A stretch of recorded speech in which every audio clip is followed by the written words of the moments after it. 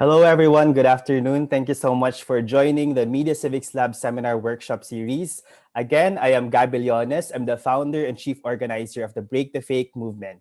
We are an alliance of young professionals in Metro Manila and all over the country committed to fighting fake news and disinformation and promoting responsible digital citizenship. I'd like to welcome to you all the Media Civics Lab program. Welcome to all our SK leaders from all over the Philippines, our emerging community leaders, resource persons, partner organizations. Good afternoon. For those who are new and just signed up to the program, the Media Civics Lab is a media literacy and awareness training for SK and emerging community leaders of Break the Fake movement and in partnership with the U.S. Embassy in the Philippines. For the phase 2 of the program, we are collaborating with the Foundation for Media Alternatives to create the best media and information literacy interventions for all of you. Before we begin, let's celebrate the women of our lives as we celebrate the National Women's Month this March by watching these videos prepared by our partner organization, Foundation for Media Alternatives.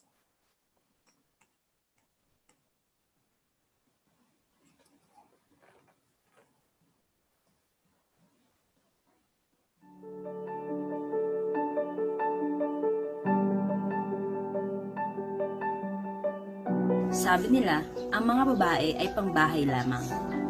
Ngunit sa katotohanan, ang babae ay may mas malaking kampanin na kayang tanganan.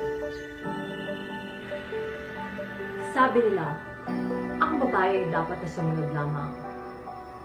Ngunit ako ay may kalayaang pumili ng aking lugar sa lipunan. Sabi nila, sa computer screen lang naman nangyari at hindi ito marahas. Ngunit hindi nila alam, bitbit ko ang bangungot, diskriminasyon pa ang aking dinanas. Sabi nila, i-report ko na lang daw sa kinauukulan. I-block at kalimutan. Pero siya, may bagong biktima na naman. Sabi nila ako'y babae lang, ngunit ako'y babae na nagmamahal. Higit sa sarili, sa bayan, sa walang hanggan. Sa kung ano ang kakayanan ko'y, walang sino man ang makakapagdikta. Babae ako. Hindi pa aapi. May prinsipyo at paninindigan. Matapang, malakas, Palaban. Babae ako. Babae ako. Babae ako. Kaya ko.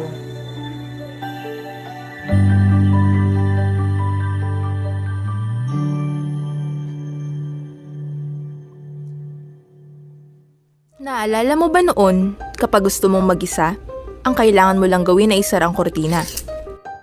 At mayroon ka ng sariling espasyo kung saan kontrolado mo at kayang limitahan kung ano ang pwedeng makita at malaman ng iba. Ngayon, nasa gitna ka man ng lungsod o walang kasama sa tuktok ng bundok, hindi ka na talaga totoong nag-iisa.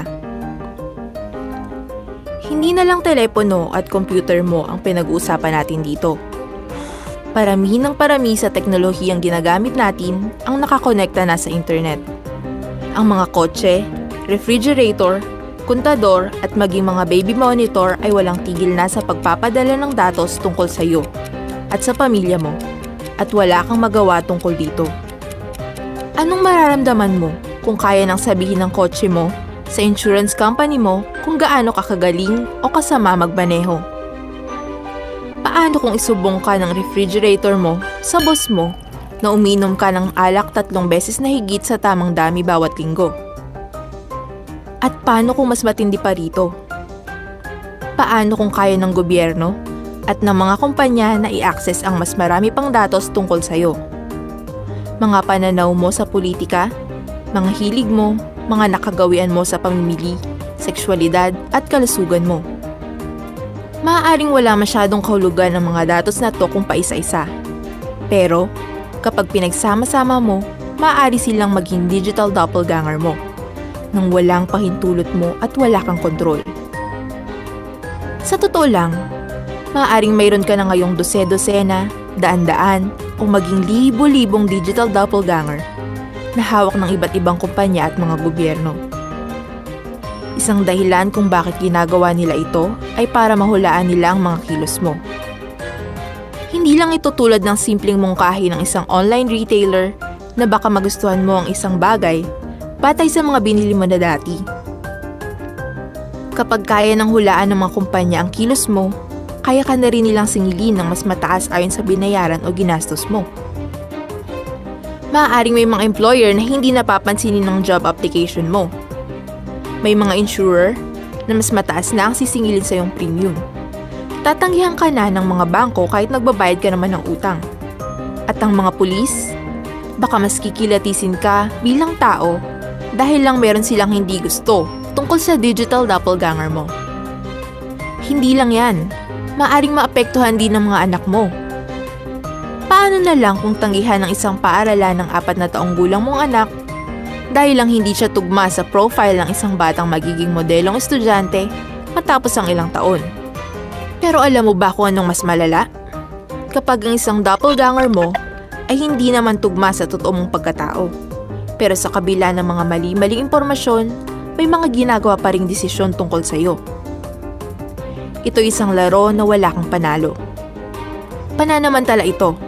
Ganyan siya kasimple. Sa Privacy International, hindi kami naniniwalang parte na ng pagsulong ng teknolohiya ang sobra-sobrang paggamit ng datos. Hindi dapat natin ito basta tanggapin na lang. Kailangan makipagsabayan ng batas sa teknolohiya. Kailangan natin ng kontrol sa ating datos at sa datos tungkol sa atin.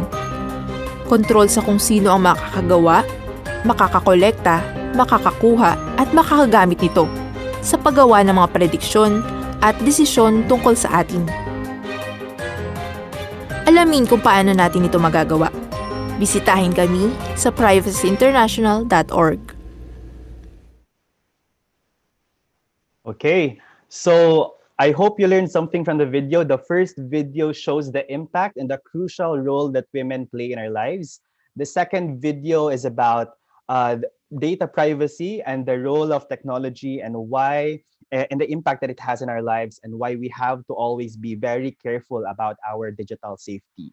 In today's workshop, we will be talking about one of the biggest issues that we're facing right now. And it's not just an issue in the Philippines, but an issue that almost every country in the world is actually facing. It's critical thinking, fake news, and disinformation. And in today's session, we're actually going to be talking about the different facets of fake news. What are the basics of fake news, how it actually impacts democracy, how it actually affects our democratic rights, how it actually changes the media landscape, what are the COVID-related misinformation, what is framing, and the different dynamics of how fake news actually operates, network propagators, the different relationships between actors that propagate fake news, and many other things. So we will actually be having presentations for the first part of the program. Then we will actually have some polls later, an interactive poll to be headed by Foundation for Media Alternatives and Verifiles, and a lecture session. By the way, if you have any questions or clarifications during the talk, feel free to send it to us by sending it to me directly.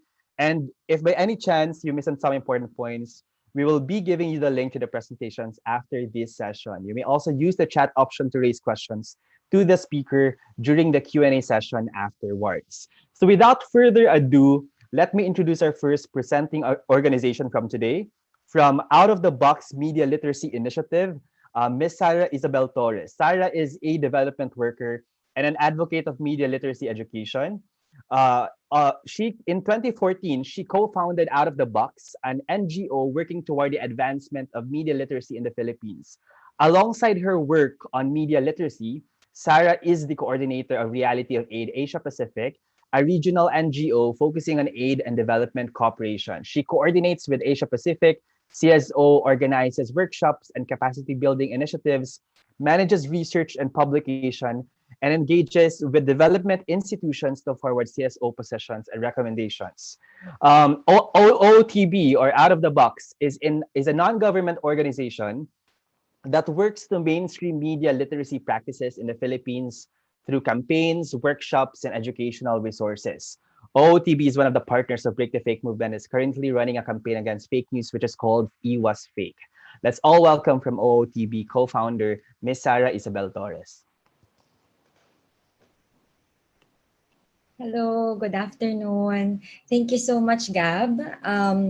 And thank you also for showing those important videos earlier. And I think that's a good way to set the tone of this webinar series. So, magandang hapon ulit sa ating mga SK leaders. Ako si Sarah ng Out of the Box.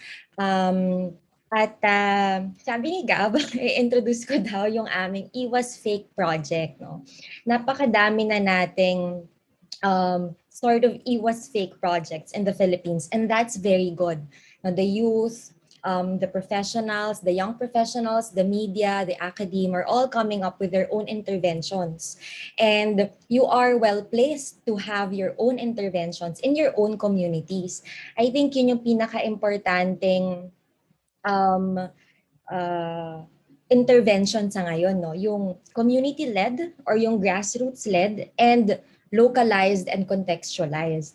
Because even if we are in the same country or we are in the same region, we have different contexts kada barangay. Definitely may mga similarities yan. But as SK leaders, alam nyo kung paano ba na nagsispread ang fake news sa inyong komunidad at malalaman nyo din dahil doon kung paano siya pwedeng mabawasan. And eventually, ma-extinguish. Ano? So para sa out of the box, i-share ko lang yung aking quick presentation. Actually, ang presentation pala na ito, ginamit ko na rin in a previous workshop. Yeah, webinar workshop with some high school students. So it's just really an overview of what we do and of our Iwas Fake project. Sige. Okay. Ayan.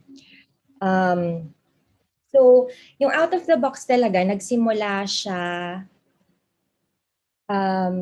in 2014 after graduating from college because we realized na may gap ang pag-aaral ng media ng mga high school students at yung paggagap nila ng media literacy in their houses, in their schools, or even outside. No?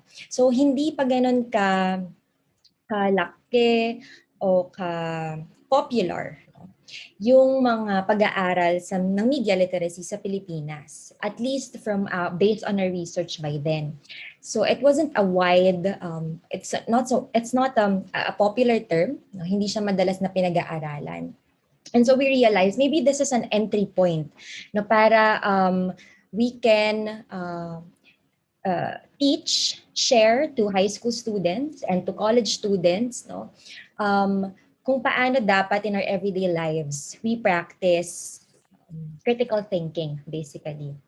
So we do this through campaigns, workshops, and resources.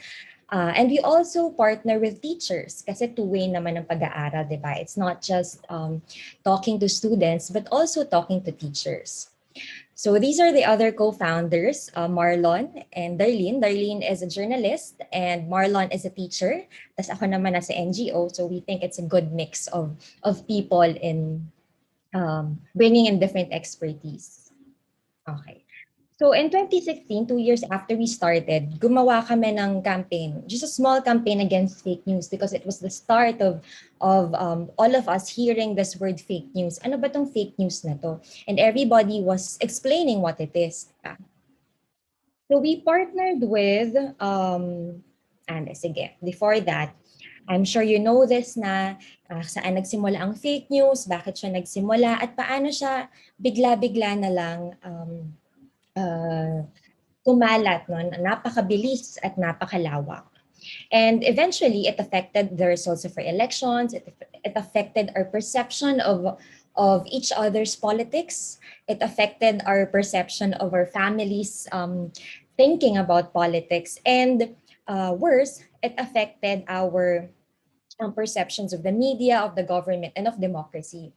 And that's when we realized how important really media literacy is as an entry point for children from as young as elementary or kahit na kinder as young as ilang taon na ba yung mga 4 or 6 years old, no? How important it is for them to realize na yung pag-aaral ng media o pagiging critical of the media would help them be more participative, no? in government issues, and that being critical of the media and being able to analyze what's right and what's wrong um, enhances or shapes our democratic practices. It's not as easy as, I mean, it's not as simple as alam natin kung paano mag-spot ng fake news, di ba? I'm sure alam na natin yan because of the many experiences that we've had since 2016. But what's important is this simple act of spotting fake news, reporting fake news, and sharing it with others. It's an act of practicing, no, democracy and shaping democratic practices na okay, pwede tayong mag-usap-usap dito. We can have a discourse. Why is this wrong? Why is fake news wrong? And why is fake news so contagious, diba? That it already affects our politics sa ano man yan, society man yan, or our personal politics. Okay, so this is how it started. We collaborated with Selfie, and created these two videos on how to spot fake news and how to stop the spread of fake news. So very ano lang yan, introductory pa. Fast forward to 2020, we then launched this hashtag #IwasFake project. Now it's a bigger project. It's actually like what we're doing now with Break the Fake movement, because this project is also from the same funder. So itong #IwasFake project, it's a platform of media literacy resources. We did this because we know our audience. It's the teachers and it's the students. Tapos 2020, we're all in a lockdown. And then there's this another external issue about, okay, ano nangyari? Nagulat ako, ano tong red line? So where was I? Lockdown, diba? And then external issue of our schools closing. DepEd DepEd could not handle, no, yung proper way of shifting the traditional classroom setting to virtual setting. So there were all these problems when it comes to education, and syempre ang pinaka nahihirapan dyan ay teachers and our students. And so we created this platform. It has currently meron na siyang isang module with different courses on introducing fake news. So nandun yung basic lessons, and eventually we want to add two more modules. One on the business of media, and the second is on digital parenting. So for the digital parenting, we're actually partnering with Canvas. It's an NGO/art gallery for children's reading literacy, and they made this super nice book on digital literacy for children. It's called You Think. So we're going to transform that into modules that teachers or parents can teach to their children or their students. Tapos, we also have a part of #IwasFake project is a digital campaign that has been recently completed. So it's a digital campaign. We asked students to create a campaign, a social media campaign, addressing the issue of fake news in their own community. So marami sa kanila syempre nag-utilize ng Facebook, ng Twitter, or ng YouTube. Some did some videos, yung iba naman nag-podcast, no? So these are small interventions, and we had some prizes in that project. Or sorry, in that campaign challenge. Okay. But, backtrack lang tayo kaunti. So, ito yung ibig sabihin ng #IwasFake. Una, ikalma ang sarili. Pangalawa, wag basta maniniwala. Pangatlo, alamin ang source at konteksto ng impormasyon. At apat, salain muna bago i-share at sitahin ang nagkakalat ng mali. So, #IwasFake doesn't just mean umiwas tayo sa fake news, but these are 4 steps into how can we concretely practice yung pag-iwas sa fake news. Bakit una ikalma ang sarili? It's because we've realized na much of our anger or our rage online starts with our emotions, basically. Yung psyche natin when we're faced with parang antagonism no online, whether it's fake news or some trolls or some bullying. um we want to be able to pause and calm down and see how can we respond here critically, no? And calmly, no? And democratically, ganyan. Okay, so yung mga next slides actually, these are part of the module 1 na. So because the project started during the lockdown, we thought of anchoring yung coronavirus spread sa pag-spread ng fake news. Remember, there was also a surge of fake coronavirus news, di ba? Mga bagay na nakakapagpapanik sa mga tao o kaya mga balita ng mga homemade remedies, di ba?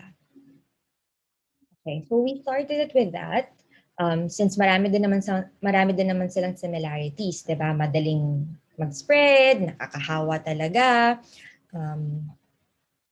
Ayun, and other things, no? So, okay. And then itong misinformation, disinformation, we always make it to a point to explain this because fake news nga, as they say, it's not, parang siyang oxymoron, di ba? Oo. Because news isn't supposed to be fake. It's supposed to be accurate, right? And I think dun sa primer ng FMA, discuss din nila to. And even the 7 types, if I remember that correctly. Let's check na. 7 types of misinformation and disinformation. But basically, when we say misinfo and disinfo, ang pagkakaiba sa kanila ay there is an intent to harm, di ba? Not that we're absolving people who've been misinformed, but when we say disinformation, it's just that mas may responsibility ka, mas may accountability ka, no? Because you deliberately disinformed or you deliberately misinformed another person. And then this one, we just want to reiterate na the spread of this information in the Philippines, it's not an organic thing. It wasn't magic. It wasn't organic. There's a business behind it, and that's what we call puppet masters, diba? Sabi nga ni Jay, was it Jason? I'm so sorry. Mr. Ong, from his book, Architects of Network Disinformation. So there's a lot of money coming in, diba? And coming out of people who wanted to deliberately disinform the Filipinos, sorry, no, our society. And remember, this doesn't just happen here. It happens all over the world. It happens in Bangladesh. It happens in India. It happens in Myanmar. It happens in the States, no? In all other regions of the world. Imagine how much money comes in and comes out because of the very goal of disinforming the people. Why do they disinform the people? Because of their own political agenda. So see how big the link and how important our role is as leaders, no, in linking and sharing that link, no, with others in terms of being media literate and being shapers of democracy and responsible citizens. Okay, so ito, as I've mentioned, nasa FMA primer to, which you have already read. So may mga types yan that we can just, remember, and we can just also share, di ba? Satire is the first one na medyo minsan di tayo sure if it's really fake news or not. Meaning marami talagang nahuhulog, no, sa satire because it's a literary form eh. False connection, no, marami din yan sa ating mga balita. Misleading content could be as simple as, misleading headline or even the date um, and photos, di ba? Imposter content, yan yung mga links, for instance, no, that seemingly may mga binabago lang na few letters to para gayahin yung isang credible news site. False context is another popular for or type of misinformation in the Philippines. Um, and then manipulated content and fabricated content, I think yan yung mga pinakamarami, no? Deliberately photoshopping, mishmashing photos and headlines and videos and all. So marami na to, and as we see all of this, mas nagiging ano tayo, parang hasa, 'di ba? Mas nagiging hasa tayo to know what these forms is, what these types are.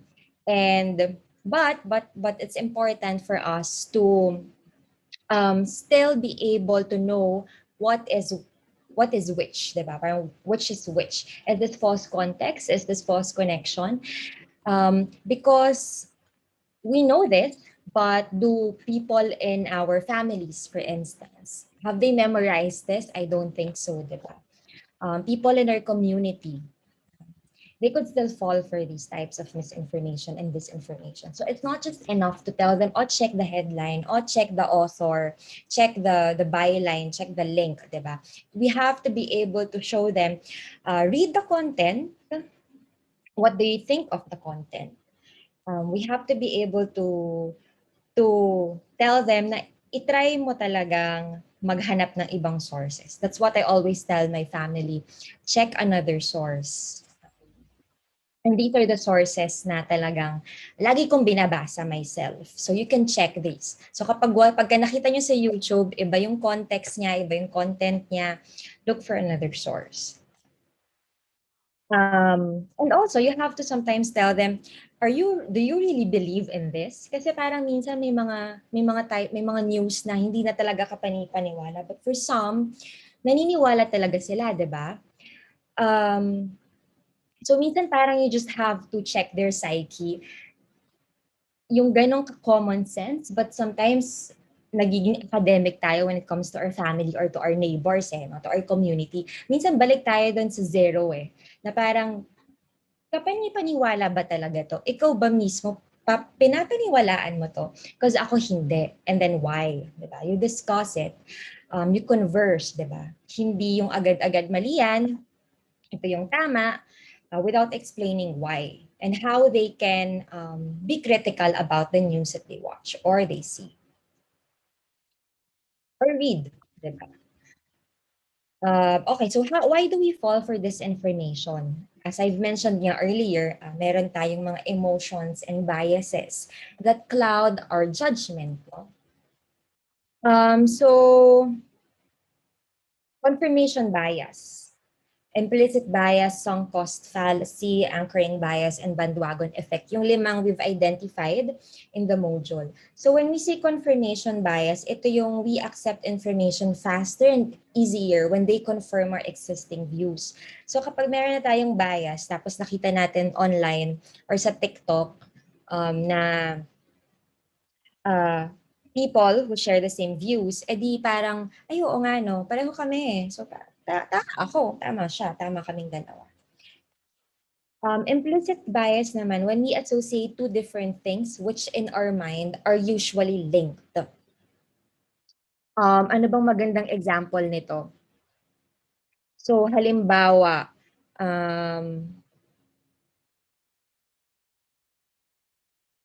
we associate two different things which in our mind are usually linked. Siguro ano na lang, halimbawa, yung mga politicians that are not favored by this government. So we associate yung kanilang mga possibly wrong decisions during their term and to what's happening today. Mga things like that, mga news like that, or opinions, as simple as opinions like that, which are not totally related. And yet, nagiging clouded yung ating bias to against those people because of the news today, 'di ba? Linking today's or current affairs to what happened years back. There might be some context, but it could be different. The third one is the sunk cost fallacy. So that means the more time or emotions we invest into something, the more we want to keep investing in it. Halimbawa, na-fall na tayo into this trap of one fake news. Tapos, as simple as mapupunta na tayo sa iba't ibang sites, sa iba't ibang news, iba't ibang conspiracy theory related to that news. Naka-cloud na yung ating judgment about it. Okay. Fourth is the anchoring bias. So the first piece of information we hear tends to have more influence on us. If you parang kapag ni-review nyo tong mga emotions and biases na to, ah, hindi lang to appropriate sa pag-aaral ng media literacy, but also your own personal experiences. Halimbawa, yung anchoring bias nga. Minsan kapag ka narinig mo, ay maganda tong film na to, you get to be influenced by it, di ba? So kapag pinanood mo, tas hindi ka nagandahan, ang pangit sa pakiramdam. Kasi meron nang nagsabi sa'yo na, maganda yan eh.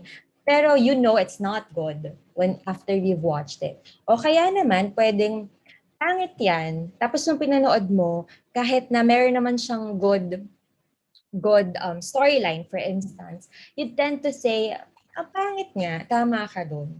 Diba? That's what anchoring bias means. And then bandwagon effect, it's if a lot of people act or think in a certain way, we also tend to act or think the same. Diba? So pare-parehas na tayo ng iniisip or nararamdaman when it comes to one opinion. No? Kapag ka na-sway na yung public opinion, we tend to go with the bandwagon effect. Diba? We tend to go to the bandwagon. So these are the biases. And I think, again, it's important for us to check this. Kahit na nakikipag-usap ka lang sa friends mo and you're talking about a totally different thing. It's not about the news, no, but other chismis or other mga hobbies and likes nyo. You can try to exercise, what's this bias? Why am I feeling the same way? Why is my emotions taking over me? Yung ganun. Okay. So next, and then what should we do? Siyempre, ano nang gagawin natin? We have two proposals. One is to be skeptic of your emotions. And second, it's just to check whether you're being skeptic or cynic ka na. So those are two different things. Doon tayo sa, okay. Hindi ko pala nilagay dito yung definition. So, emotional skepticism, it's just really checking your emotions. You have to be self-reflexive. No? You have to ask yourself, so why am I angry toward this news? Why am I angry toward the comment of this nobody in my post? Mga ganon, di ba? And it's not just for checking fake news, but for instance, when you're working with a group of other leaders, other youth leaders na probably have the same enthusiasm as you. Tapos hindi na kayo nagkakaintindihan because you want to do a lot of things, and sometimes you might clash, di ba? And it's a good practice to just be skeptic of your emotions. Why am I being biased towards this person? Should I confront him? Should I not? And that's when you practice healthy skepticism, di ba? Versus nagiging cynic ka na sa mga bagay-bagay. It doesn't work that way. So just the right amount of self-reflexivity. Okay. So it might be, again, parang common sense, diba? But then, when you've practiced this, at kapag na-realize mo, I am being more parang attuned of my emotions. I'm being more, parang mas nakakapag-decide ako critically, no? Hindi emotion agad. And then you can apply this to all matters na in your life. It's not just really work or fake news or kung ano mang personal thing that you have.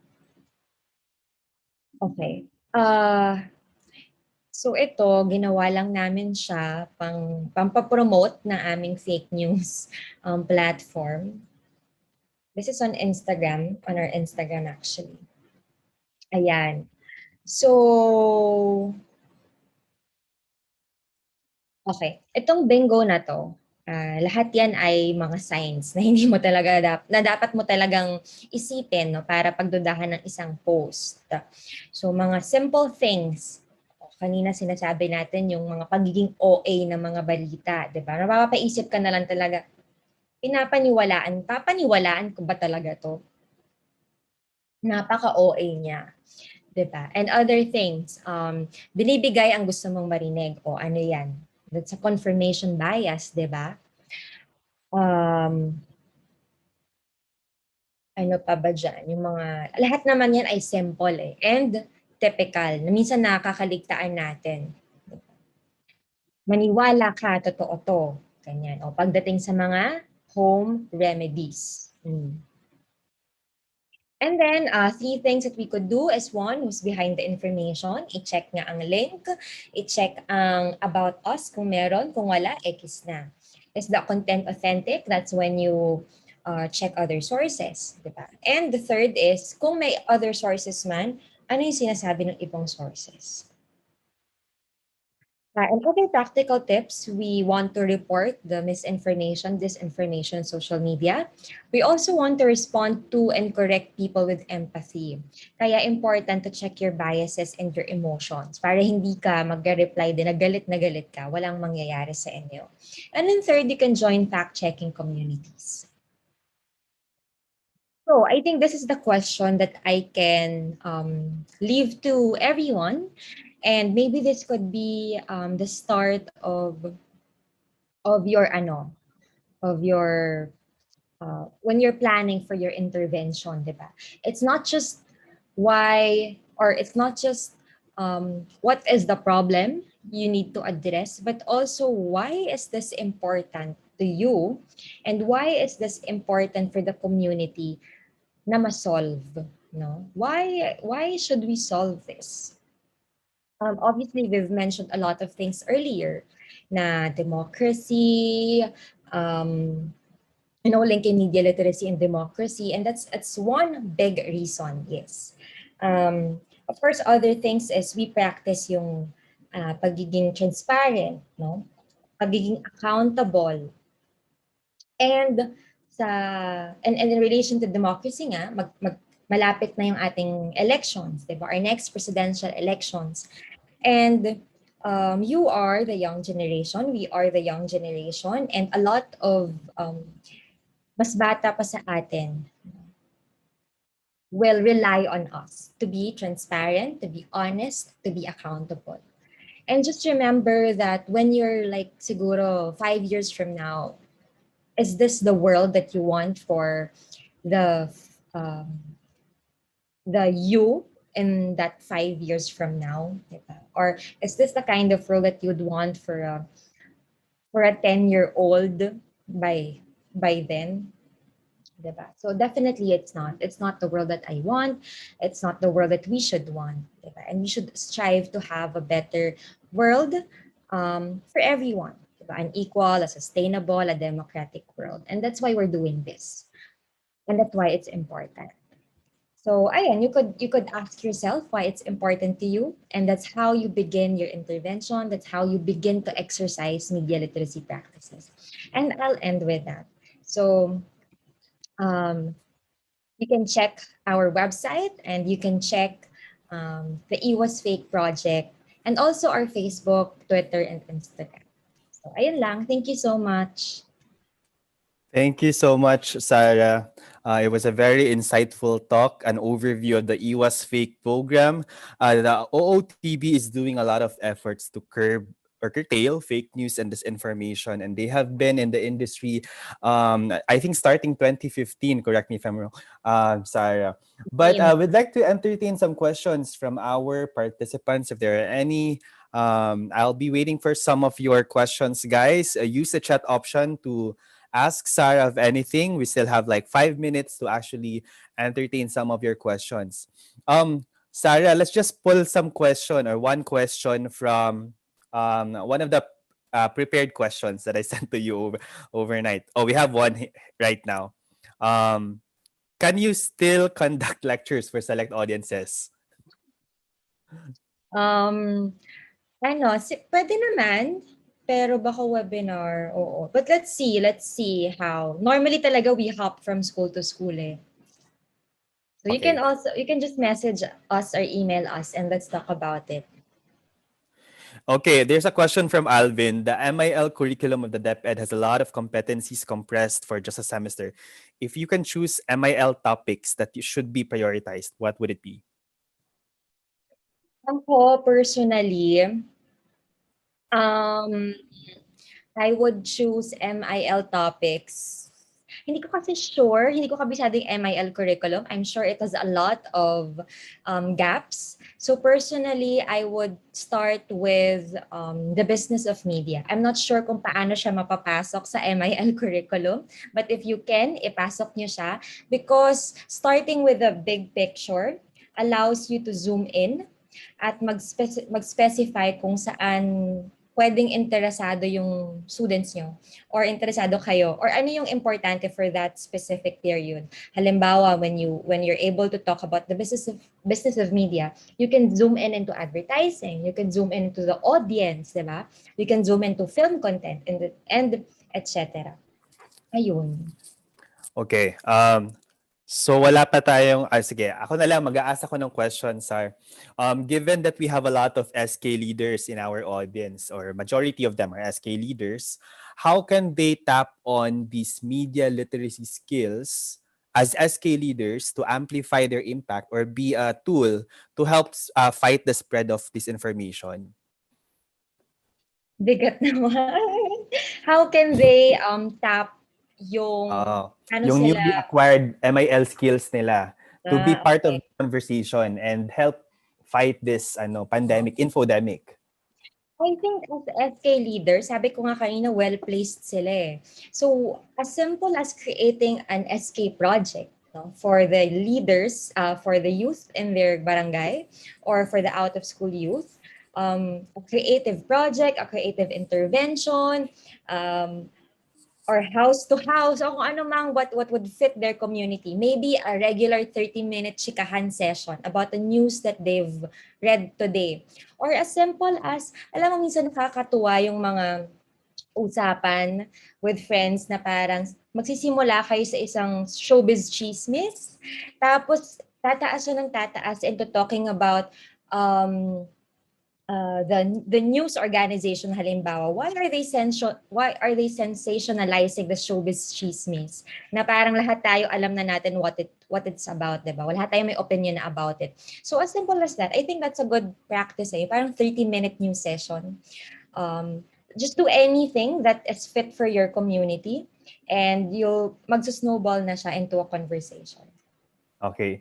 One last question, but before that, I actually wanted to say that I probably would have same answer as Sarah if I'm asked on what particular subject in MIL would be best integrated first in the curriculum. I would say business of media because proper understanding of the media landscape, like ano yung crucial role ng media, is media a neutral actor talaga ba? Or is it a self-interested or self-disinterested entity here?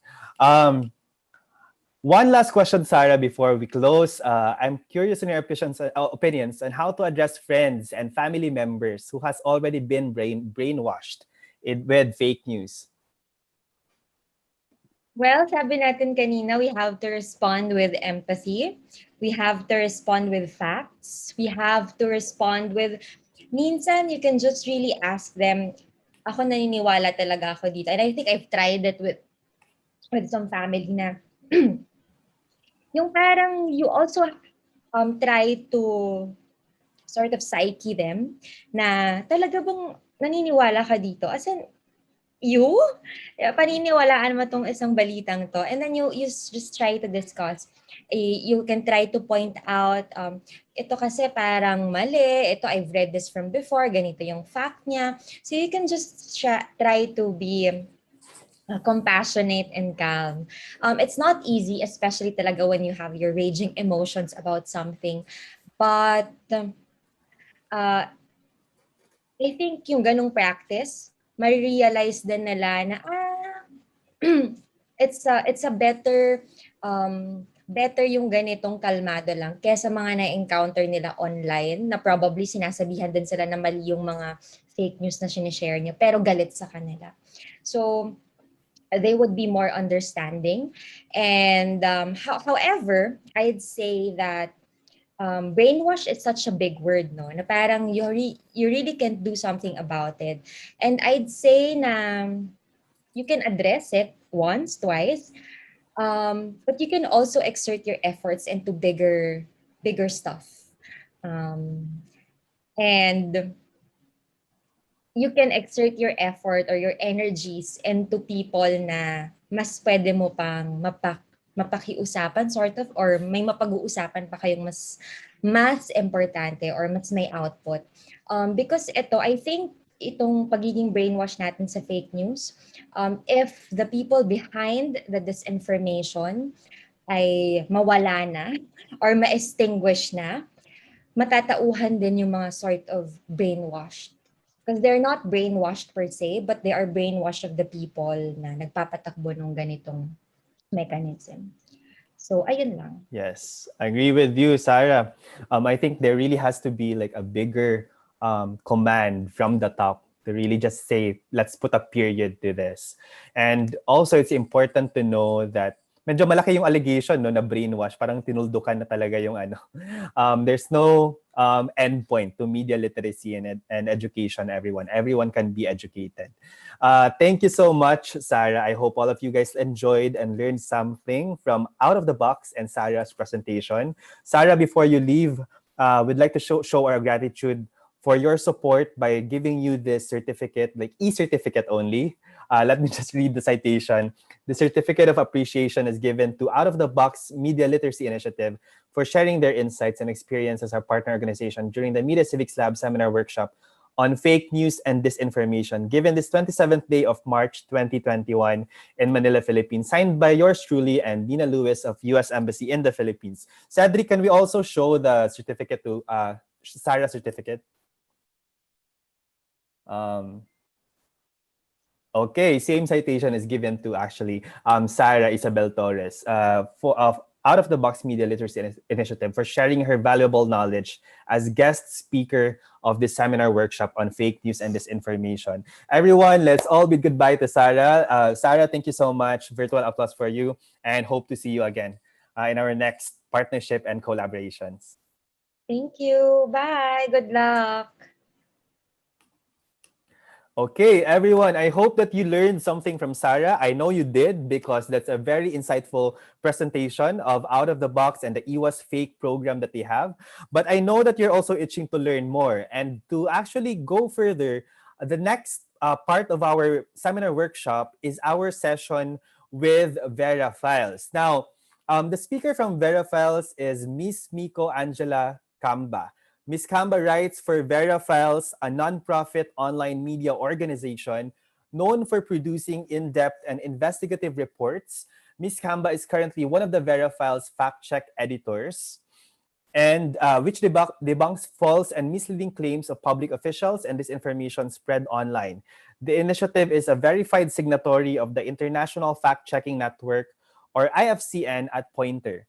Vera Files is a nonprofit online news organization in the Philippines. It was founded in March 2008 by veteran Filipino journalists focusing on investigative journalism and in-depth reporting of Philippine social issues. So let's all give Miss Miko Angela Kamba of Vera Files a virtual applause. Hi, Miko.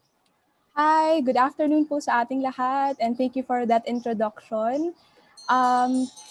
If you would just allow me to share my screen, sandali lang po para makapagsimula tayo. Ayan. Okay na po ba? Kita po natin yung screen? Yes. Great. Okay, so again, good afternoon po everyone. Ako si Miko, isang reporter at fact-checker mula sa Vera Files. So actually, the preceding presentation was actually a good introduction no, sa topic na tatalakayan natin for this discussion, which is mainly about fact-checking and bakit ba ito mahalaga and paano ba natin ito ginagawa o magagawa in our own simple ways. So for this discussion, again, I will be sharing with you a little bit about our organization and the kind of work that we do as fact-checkers, especially sa konteksto ng nagaganap na COVID-19 pandemic. So simulan na natin. Allow me first to introduce our organization. So Vera Files is a non-profit online media organization that was founded back in 2008 by a group of veteran women journalists, Happy Women's Month, who wanted to fill the void of in-depth reporting on relevant issues in the country. So para doon sa mga curious sa inyo, Vera is actually Latin for true. So since 2008, the organization has focused on tackling yung mga underreported issues tulad ng human trafficking, the rights of persons with disabilities, environmental issues, road safety as a public health issue. We've been tracking the promises of President Duterte and his administration in every SONA since 2016, among other political issues. And syempre, yung magiging focus natin for today, yung fact-checking. So nagsimula yung fact-checking initiative ng Vera Files noong 2016 during the presidential elections kung saan nanalo si President Duterte. It began as a project of a journalism class in UP Diliman, so mga college students ito, that was being taught by one of Vera Files founders and former trustee, Professor Yvonne Chua. So what she did was she had her students monitor and debunk yung mga claims ng presidential candidates, tapos pinapadala nila to sa Vera Files for editing and publication on our website. But after the elections, the organization decided to continue with this initiative, and since then, nagfa-fact check na kami ng mga falsehoods at flip-flops na sinispread ng public officials and other influential personalities. Nagsimula na rin kami mag-track at mag-debunk ng mis at disinformation na umiikot online, including in social media platforms like Facebook and YouTube. So in 2017, Vera Files became the first organization in the Philippines na naging signatory ng International Fact-Checking Network or yung IFCN. The IFCN is a network of fact-checking organizations around the world that are committed to a set of principles tulad ng non-partisanship and fairness, yung transparency natin sa mga sources na ginagamit in our reports, and among others, yung openness natin to corrections. Ibig sabihin, kapag nagkamali sa isang information in a report, we will acknowledge that and correct and update the story. So in 2018, we officially partnered with Facebook as a in its third-party fact-checking program. So ano nga ba yung ginagawa natin as a third-party fact-checking partner of Facebook? Basically, we sift through content that are going viral on the platform, tapos nire-rate namin yung mga posts, yung mga items that need to be debunked or fact-checked. Tapos, based on our ratings, Facebook will then take action such as lowering the visibility of that post para konti na lang yung makakita ng mga post na ito sa news feeds nila, and also notifying those who have shared or intend to share a post that has been rated either as false or fake or misleading or kung ano man by a third-party fact-checking partner. So just to be clear, Vera Files and other third-party fact-checking partners of Facebook, like Rappler and Agence France Press, we do not take down posts or block users, which is often the misconception about our work. But yun lang, ang job lang namin is mainly to fact-check and rate yung mga viral posts na hindi naman talaga totoo. So, we've been saying fact-checking, but what exactly do we mean when we say fact-checking? Sa madaling salita, ang fact-checking is the act of determining if a statement is true and correct. So yung mga pahayag na to, maaring nakita natin online, on social media, maaring narinig natin from a politician in a television interview or radio interview, o kung saan man. So hindi na siya bagong thing because fact-checking has been part of the practice of journalists all over the world for a long time now. Dahil bahagi talaga siya ng trabaho natin to verify every piece of information that we include in a story bago natin ito ipapublish. But the only difference with the kind of fact-checking that we do is that we check claims after they've already been made public. Kumbaga, the claim is already out there, umikot na siya, meron ng mga nakarinig, nakakita, and maaring naniwala doon sa sinasabi nito. For the fact-checking team at Verifiles, a big chunk of our work really consists of monitoring yung mga claims ng different sources para makita alin ba yung mga dapat i-verify or dapat i-debunk. For example, in monitoring public figures, tinitignan namin yung mga speeches nila, mga official press release, media interviews, and even their social media posts to see kung meron bang kailangan i-verify or meron bang kailangan i-clarify kasi confusing to sa public. And then for online disinformation naman, we keep a lookout for posts and items that really go viral on these social media platforms. So, ano nga ba yung tinitignan natin? When we monitor, what exactly do we look out for? We divide this into 4 main categories. Number 1, ito yung mga false claims na tinatawag. False claims, ito yung mga pahayag ng isang public figure, including government officials, na taliwas sa sinasabi ng mga opisyal na dokumento, statistics, batas o policies, and scientific evidence. So for example, in this case, si Senate President Tito Soto, in one radio interview, he was comparing yung compliance ng mga Pilipino sa stringent health protocols with the citizens of other neighboring countries like Singapore. And sinabi niya na yung Singapore daw, kahit na okay na daw yung statistics nila, stricto pa rin yung mga guidelines in place. Because, according to Tito Soto, Singapore is under martial law.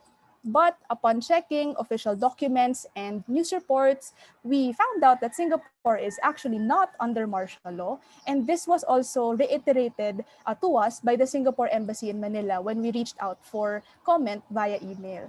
So this is an example of a false claim kasi this public official is saying one thing, but actual, official, and credible resources on the matter say another.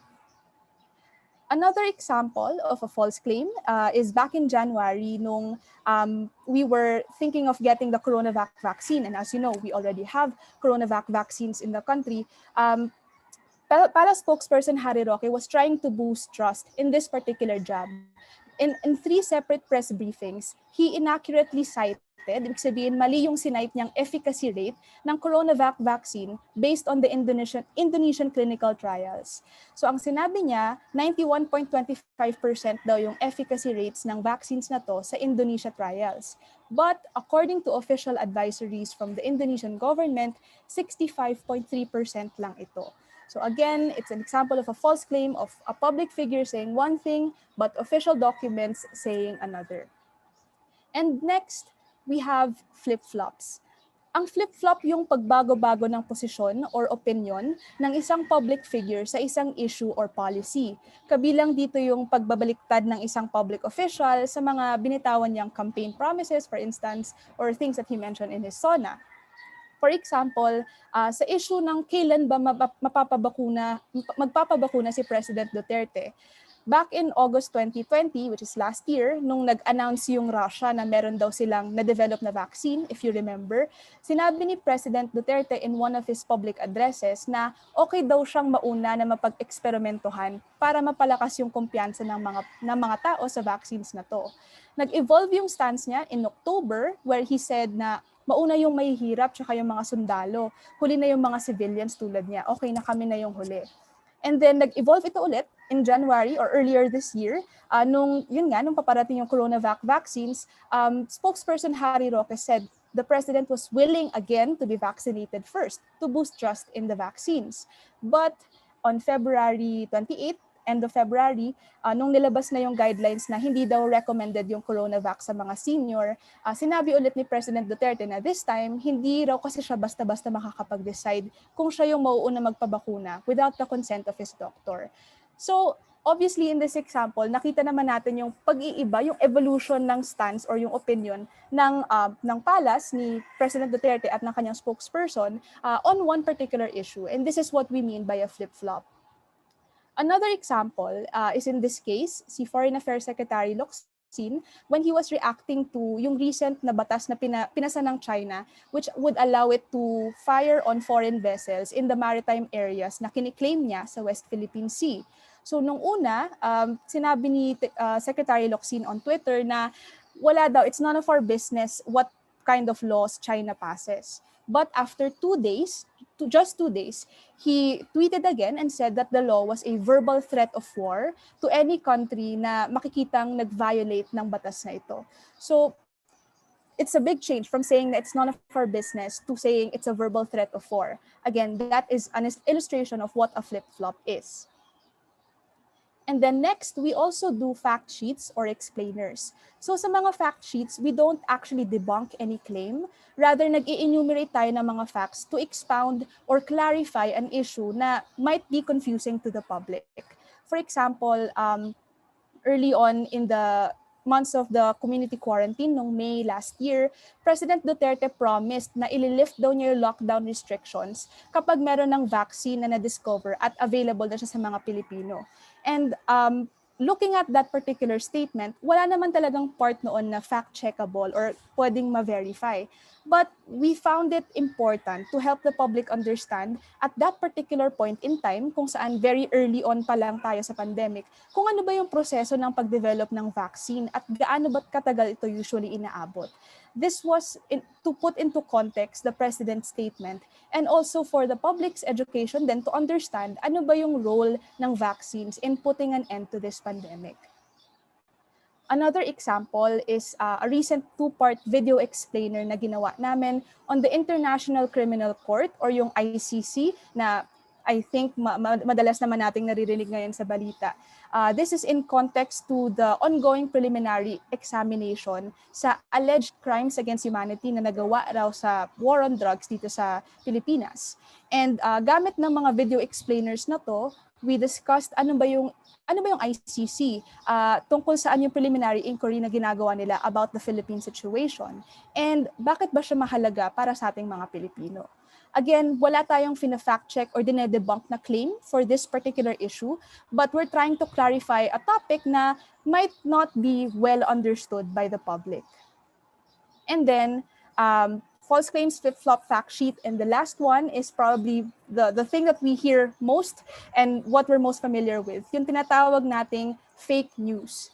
But before we dive into what fake news is or what falls under fake news, I would just like to ask siguro yung participants to share what comes to your mind when we say fake news or when you hear fake news. And paano ba natin siya dinedefine? Please feel free siguro to type your brief answers on the chat section and I'll just try to read them as we go along. Or if merong brave soul who wants to unmute and share, that would be very interesting then to hear. Ayan. Meron po bang gusto magbahagi kung ano yung naiisip nila when we hear the term fake news or when we use the term fake news?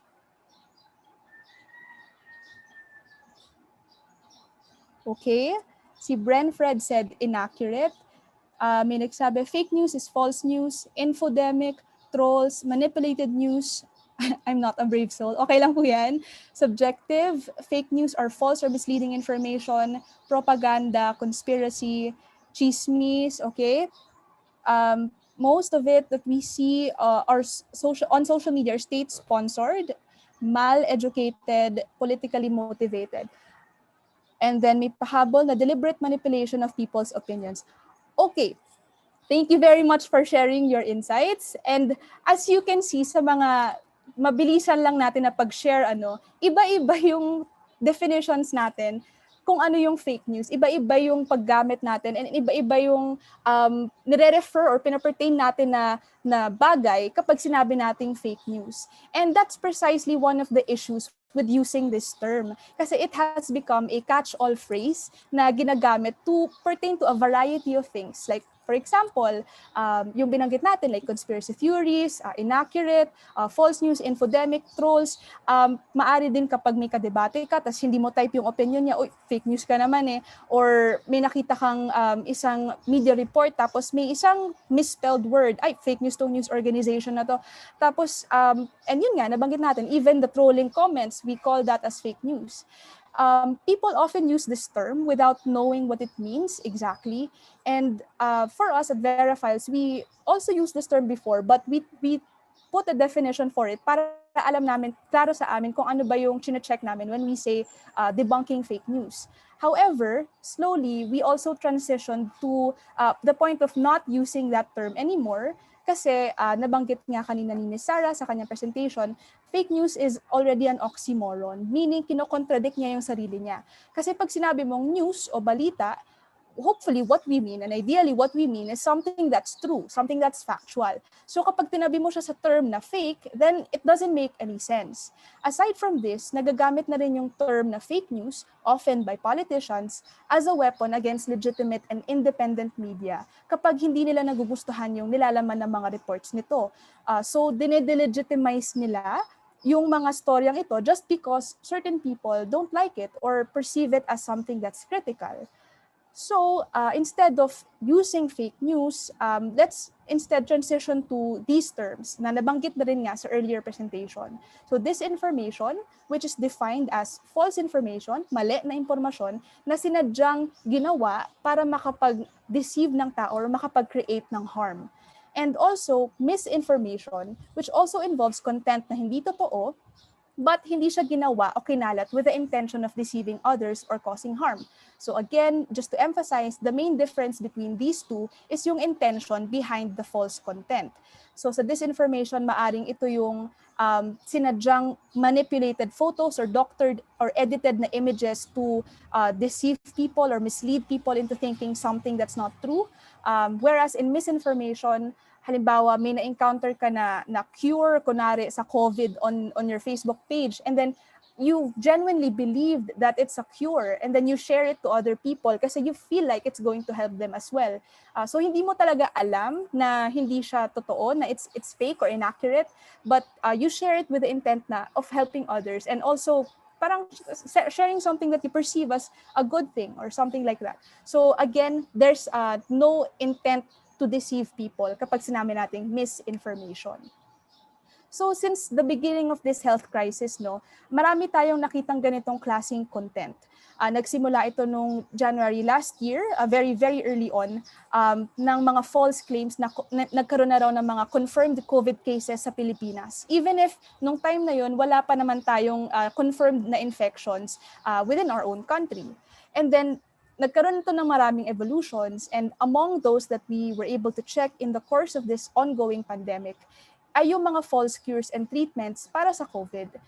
Even really ridiculous examples like this one, kung saan may mga, sorry, may dumaang motor, pero ibang mga Facebook pages and YouTube accounts that shared this video, supposedly na meron daw isang kapapanganak lang na sanggol sa Pilipinas na bigla na lang nagsalita at sinabi niyang kailangan daw natin kumain ng hard-boiled eggs or nilagang itlog para to avoid getting infected with COVID-19. And it may sound very ridiculous to us right now, but it really went viral. We consulted experts when we were debunking this story, including the World Health Organization, who told us na wala namang ebidensya from the current outbreak na yung pagkain ng itlog will protect us from the new coronavirus. And as we know at the time and even now, wala pa namang cure na napatunayan talaga at naaprubahan against COVID. Another example, nung bandang May last year, nung kasagsagan ng pagdidistribute ng ayuda o yung SAP o Social Amelioration Program due to the lockdowns, marami rin kumalat na mga bogus or fake pages on Facebook claiming na meron daw ulit na ipapabigay na second wave of SAP sa public. And then some posts even ask for the netizens to share their personal information like yung addresses nila and phone numbers. So these pages are fake. Hindi sila official pages. There are a lot of red flags that can be found on their Facebook accounts. And even the DSWD and other government institutions have belied or debunked yung pagka-official nga ng mga pages na to. And at the time of posting, wala naman schedule pa ng second tranche ng distribution ng SAP. But I just want to point out in this kind of example na maging wary tayo sa mga posts that ask for your personal data because madaling magamit yun ng mga bad actors online to whatever way that they want without your consent. So we actually did a special report on this as well, yung dangers ng mga imposter pages and possible consequences of divulging your personal data online. I-drop ko na lang yun mamaya sa chat section after the discussion. And then, of course, recently, with the rollout of the vaccination programs in different countries across the world, marami rin tayo ngayon nakikitang mis at disinformation about COVID vaccines. And isa na rito tong example that's being flashed on screen, which is a graphic that's circulated on Facebook back in January, na nagdala ng big red bold letters na 23 na raw yung namatay sa Norway matapos mapabakunahan ng Pfizer vaccine. And then in very small letters naman, yung crucial information tungkol sa case, which is the fact that yung mga namatay are actually elderly patients with underlying medical conditions. So when we looked into this post, we found out that nung inimbestagahan ng Norwegian health authorities itong cases of deaths na ito, wala silang nakitang link or connection doon sa deaths sa actual vaccine. And they even said na the deaths were kind of expected because Norway records an average of about 400 deaths among this particular population every week, even without the vaccinations. So makikita natin yung mga ganitong klaseng posts. It's very easy, no? Napakadali na magpanic when you're a netizen just scrolling on your newsfeed and you encounter these kinds of posts. Tapos with the way it's constructed pa na talagang screaming headlines at you in red, bold letters pa, no? So again, let's just be wary of these kinds of content that we engage with or encounter online. And of course, aside from COVID-related mis and disinformation, let's also be wary of the posts that have to do with the upcoming 2022 presidential elections. For example, this post circulated just this month. May mga netizens na nag-share on Facebook of this screenshot na isang presidential survey kuno where Davao City Mayor and presidential daughter Sara Duterte was favored daw by respondents at 94% over Vice President Robredo and Senator Grace Poe. But when we looked into it, the survey was actually an informal Twitter poll conducted by a netizen online.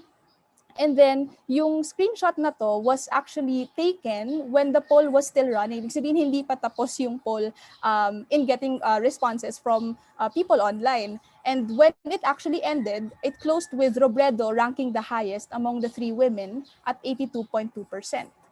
So again, I shared this example with you kasi we noticed in the 2019 midterm elections when we fact-checked the claims that circulated then, yung mga surveys tulad nito, yung nagiging ripe topic talaga for disinformation.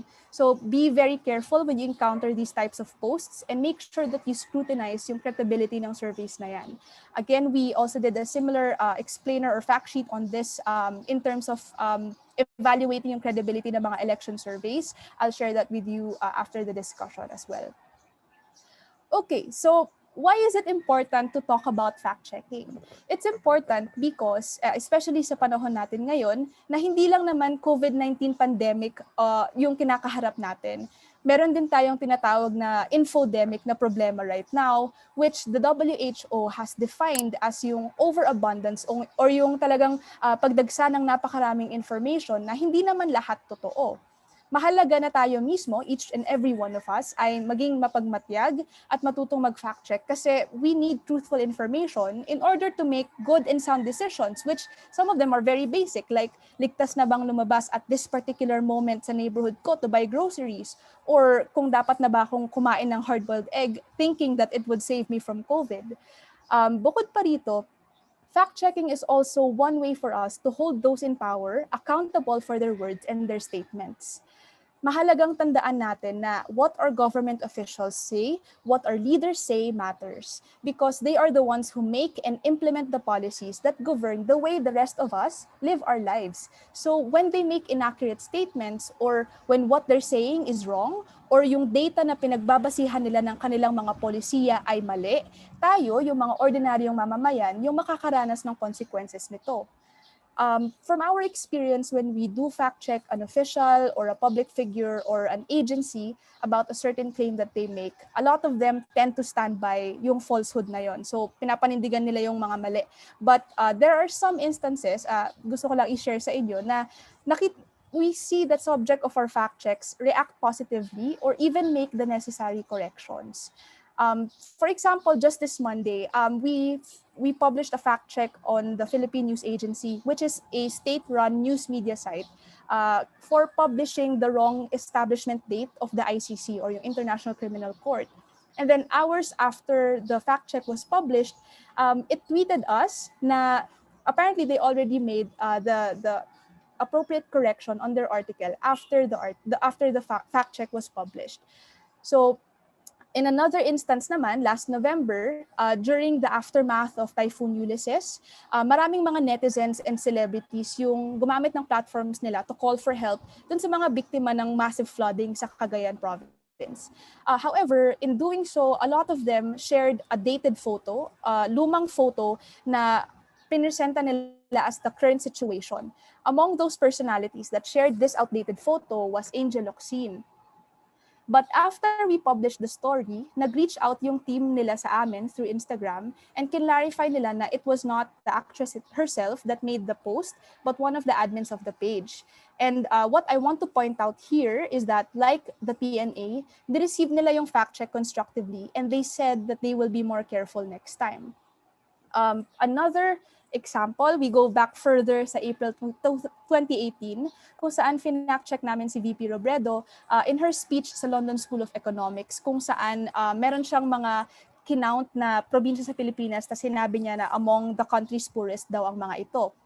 But following the fact check, she wrote to the LSE and apologized for the mistake. And later on, she said that her office had instituted necessary corrective action to prevent similar incidents in the future, to quote directly from the letter itself. So I wanted to share this with you because gusto kong i-emphasize na ito yung dapat nating tandaan sa fact-checking and fact-checkers themselves. Now, we're not here to nitpick or shame people for their mistakes, if they were indeed honest mistakes. What we're after is for people, especially public officials, to be careful with their statements and not play fast and loose with facts. And then finally, we have to understand that mis and disinformation have real-world effects. They don't just stay in the online sphere or in the space where they're made. And we have seen disinformation cause real and actual harm, and in some instances, even incite violence. For instance, lately, I'm sure nakikita rin natin tong observation, nakakakita tayo ng increase in red tagging and terror tagging of celebrities, journalists, activists, students, lawyers, even judges. And it comes from both state actors and anonymous people online. And alam naman natin na these things are really dangerous, especially sa konteksto ng mga napapabalitang attacks and killings sa media. And in the past recent months din, kami mismo nakapag-observe kami na marami kami nakikitang disinformation of this nature. Mga doctored images or photos na binabaluktot yung konteksto para makapanloko na itong personality daw na to ay allied sa mga komunista, or claims that absolutely have no basis or supporting evidence whatsoever. And this just underlines the fact that we have to be wary of the information that we see online.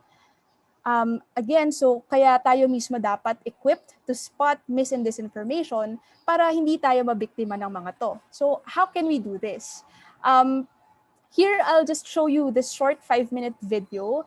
It's one of the 6 video tutorials that we produced on fact-checking and verifying social media posts. This one specifically talks about red flags that we should see kapag nag-evaluate tayo ng credibility ng mga social media pages. So let's just play this quickly.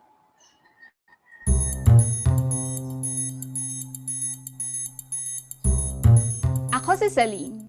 At ako naman si Marinette. Araw-araw sa Vera Files, ginagalugad namin ang social media para hanapin at itama ang kumakalat na mis at disinformation. Sa 6 na buwan simula ngayon, maglalabas kami ng 6 na video para turuan kayo kung paano nyo rin ito magagawa, gamit ang inyong cellphone o computer. Mga red flags sa social media account o page ang una nating tututukan. Sa loob ng 2 araw, nakakuha ng 4,000 comments itong Facebook post na naglabas ng aplikasyon para sa may gusto ng perang ayuda mula sa gobyerno. Peke ito, walang opisyal na Facebook page na magkasama ang Department of Labor and Employment o DOLE at Department of Social Welfare and Development o DSWD. Sabi pa ng DSWD, hindi sila nanghihingi ng personal na impormasyon sa social media. Ginagamit ng mga impostor na account gaya nito ang kredibilidad o kasikatan ng isang tao o institusyon para mas madali tayong maniwala sa impormasyong mali o nakapanliligaw. Minsan, para rin magparami ng likes at makakuha ng personal na impormasyon. Para malaman kung lehitimo ang isang social media account o page, sundin ang mga hakbang na ito. Hanapin ang verified badge sa pangalan ng account. Patunay ito na ang nagpapatakbo ng page o account ay ang tao o institusyon na nakapangalan. Walang blue check ang impostor. Ang tunay na DSWD, mayroon. Pero hindi lahat ng lehitimong account ay may verified badge, gaya nitong sa Dole. Paano ito ngayon mache-check? Magpunta sa About tab, na kadalasan naglalaman ng deskripsyon ng tao o organisasyon, official website, at contact information na pwedeng tawagan o i-message. Kung wala o kulang-kulang ito, magduda ka na. Sa official website rin madalas makikita ang link sa tunay na social media page. Ang tunay na social media page, tama ang spelling at capitalization. Tingnan din kung may mga dagdag na salita sa pangalan ng account na hindi dapat. Pagdating sa followers, nakadududa rin kung ang isang institusyon o sikat na tao ay iilan lang ang followers. Pero linawin natin,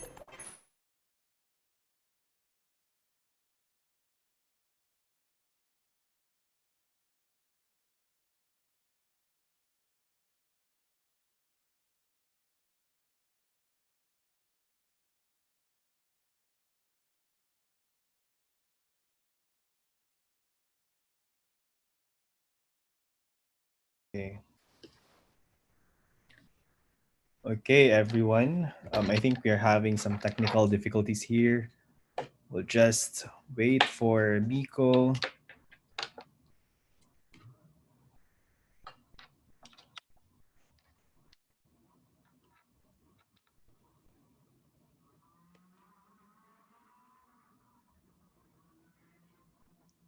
Okay, guys, we'll wait for Miko to come back. We were just having some technical difficulties here. So I'll get some update from the team and hopefully they'll be back in due time. Okay, while we're also waiting for our next speaker. Okay, so I'd like to check in on everybody. How are you guys? What's going on? I think Miko is back. Yeah. So Miko is back. But before Miko is back, I'd like to actually thank our sponsors, Foundation for Media Alternatives, our partner, U.S. Embassy in the Philippines, Y-Loop Digital Solutions. We have Internews and Out of the Box Media Literacy Initiative as well. Okay, I think Miko is ready and I'll hand over the screen and presenting to Miko again. Ayan, sorry for that. Thank you for being patient. I'll just forward it to where we left off dun sa video. Ang tunay na social media page, tagging at capitalization. Tingnan din kung may mga dagdag na salita sa pangalan ng account na hindi dapat. Pagdating sa followers, nakadududa rin kung ang isang institusyon o sikat na tao ay iilan lang ang followers. Pero linawin natin, hindi automatic na kapag marami ang followers ng isang account, ay credible ito o dapat agad paniwalaan. Taktika ng panloloko ng mga account ang magpa-like ng kanilang page. Tingnan rin ang page transparency tab sa Facebook para malaman kung kailan ginawa ang isang Facebook page. Kung ito ay bagong gawa, pero nakapangalan sa isang matagal nang naitatag na institusyon, magduda ka na.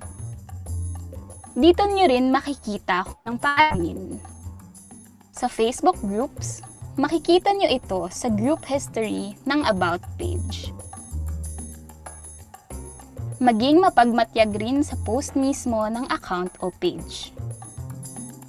Minsan, ang mga litratong ginagamit ay kinuha mula sa ibang organisasyon gaya nito.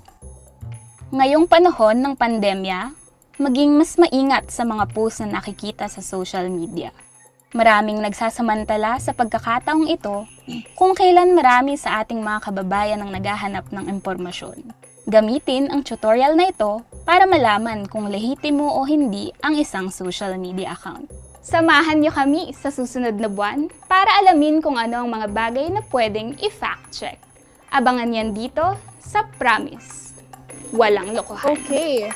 So I hope that video is very helpful for you to just get a sense of what we can look out for kapag nakaka-encounter tayo ng dubious pages online. And just to add to that, kapag I'll just run through some of the tips that we can also apply, especially when we're looking at mga websites naman na nag-share ng different types of information that are not exactly accurate. So one of the things that we can do, we can check for yung About Us and Contact Us pages, similar to what was said in the video. Ito for websites naman, it's important na yung mga, alam natin na yung mga legitimate news websites and even official websites of the government, for example, they have these pages, yung About Us and Contact Us pages, para rin as reference for the readers, para maintindihan na who is behind the website and also how we can reach out to them kapag meron tayong nakitang hindi tama or something that needs to be corrected in their stories. But for websites that share fake or false stories, usually wala silang mga ganitong tabs on their website. Or kung meron man, dubious yung itsura ng mga ito. When we encounter stories, then we have to check kung kailan ba na-publish yung isang bagay. One tactic that fake stories purveyors or mga disinformation peddlers natin, ginagawa nila, they reshare mga old stories to mislead people na kunwari isang walang pasok announcement that was created 2 years ago, it was revived in this year, and nakapanloko talaga siya na ibang mga tao. So even if that story was, even if that post is legit, ibig sabihin talagang walang pasok nung time na kinreate yun, the fact that it's being recirculated to fit this current context, it becomes misleading. Also check the URL or yung link na mga kiniklik natin or nakikita natin online, because one modus na ginagamit din ng mga disinfo peddlers ay change lang nila yung mga URLs ng legitimate websites. Halimbawa CNN Philippines, tweak lang nila ng konti to appear like it's CNN Philippines when in fact it's not. So be very careful when you look, when you evaluate the URLs of the things that you click. And then also, let's consider the source. Saan ba nang gagaling yung informasyon na binabasa natin or sinishare natin? Is there a byline? Usually, itong byline, pag nakikita natin sa media stories, ito yung sino yung journalist na nagsulat ng storya na yon. It's not just to give credit to whoever wrote it, but also a sense of accountability. Ibig sabihin, kapag may mali or kailangan i-correct dun sa story, we know kung sino yung person na pwede nating makontact for that. But yung mga disinfo stories of some anonymous websites that are dubious, they usually just publish something that's generic if ever they include a byline at all. But also, let's dive deeper into that. Like, especially kapag nakaka-encounter tayo mga vloggers or experts kuno sa mga sinishare nilang mga stories or topics. Ano ba talaga yung credentials ng mga taong to? And do they actually have the expertise and the experience to talk about, for example, COVID-19 and other things related to the pandemic? And then, of course, let's read beyond the headline. A lot of us tend to share stories kapag nakita lang natin yung title without actually understanding what's in the story itself. So just pause a little bit when you encounter something and try to analyze ano ba talaga yung sinasabi nung website na yun or webpage na tinitingnan natin. And then, maari ring tanongin yung sarili natin, joke ba to? Is it a satire? And if it is a satire, are people interpreting it literally? Ibig sabihin, meron bang hindi nakakaintindi na joke pala tong post na to? Is it too perfect or too good to be true? Meaning, ang Pilipinas ang pinakamagaling na nag-roll out ng vaccines nila sa buong mundo. So it's something that's so, yun nga, very perfect. So we have to ask ourselves, totoo ba yan talaga?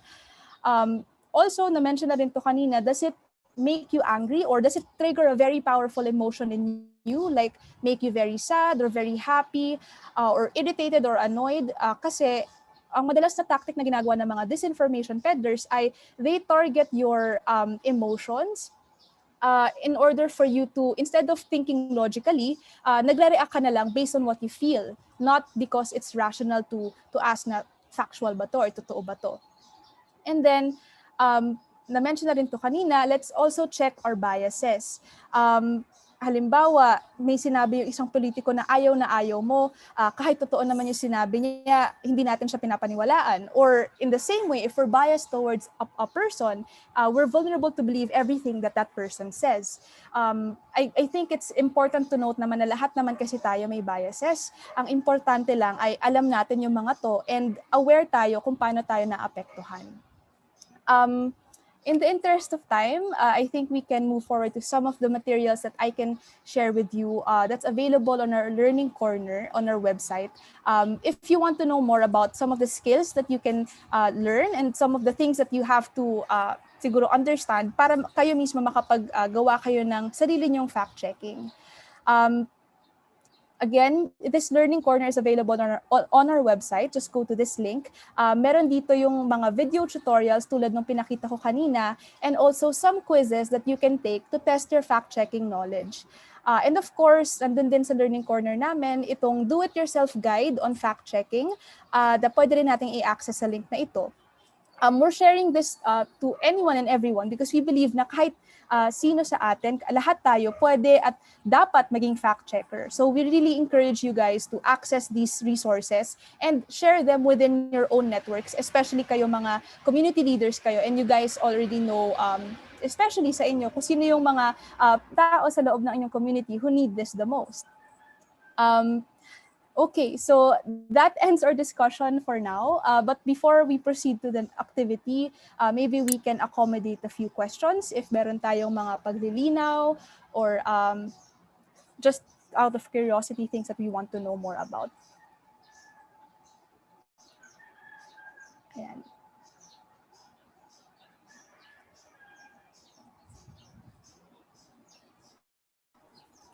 Okay, hi Miko. Hi. Okay, do we have questions from the participants? Okay, I think we don't have a lot of questions. I think there was a question that was raised from our YouTube live stream. But in the interest of time, I think they were asking largely. I'm just going to actually read out some of the questions. Largely, I know, Miko, when we talk about fake news in general, especially with our SK leaders, na majority nandito sa sa audience natin, and there's also a lot, and most actors, I'm not sure if it's correct if it's correct na the most common actors behind fake news propaganda are politically driven. How do we actually balance or strike a balance among all the interested actors, especially in light of fake news? Like, for example, we know that everyone has their own self-driven interest in the conversation. How do we actually become a neutral party in the conversation and make sure na we get to balance everything else, but not overly emotionally driven or over emotionally charged by what we're seeing online? Yeah, I think that's just one thing that we have to understand talaga na wala naman sa atin talaga na neutral, and none of us we're not asking ourselves to be neutral. What we're asking what we're trying to do is when we provide an argument or when we provide a statement or something, it has to be based on fact. So no matter what your biases are, whether you're for or against a political figure or a political party, that's fine. It's okay. You're entitled to your own opinions. But the very least that we can do is to make sure that what we're saying is factual and what we're sharing to other people is it's true. It's not fake or misleading or not created to manipulate someone or deceive someone to think otherwise. So ayun lang, as long as what we're saying is factual, I think that's a good guide or gauge for us to make sure that we're not being too caught up in our own emotional reaction to something. Ang sinasabi namin madalas sa mga trainees namin, kapag nakakita ka ng isang bagay that made you very emotional online, kumalma ka muna, huminga ka muna, and try to process why this particular post is making you angry. And a part of that is because these disinformation peddlers are really trying to make you angry so that you would share it and not think logically or rationally about that thing. So ayun lang, kumalma ka muna and try to process your way through before you share something. Okay. Thank you so much, Miko. Before we actually proceed to the awarding, we have a couple of activities that I know that you guys prepared. So let us proceed to that. Okay, sige. So I will be sharing my screen again. Ang gagawin natin for this portion, wait lang. Ang gagawin natin, meron ako ipapakita na short video tutorial ulit. Dahil nga nabanggit natin kanina during the course of the discussion that a big part of the fact-checking work really involves monitoring claims from different sources on social media and whatnot. Nakikita niyo na ba yung screen ko? Wait lang. Sorry. Yes, kita kanina. We-share mo na ba ulit? Okay. So what we will do is I will show a video. Hold on.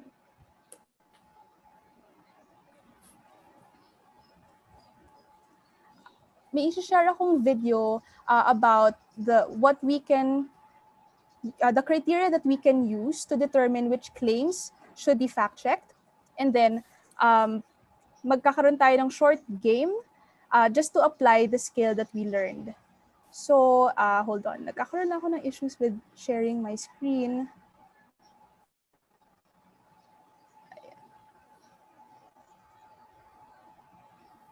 But do you see it now?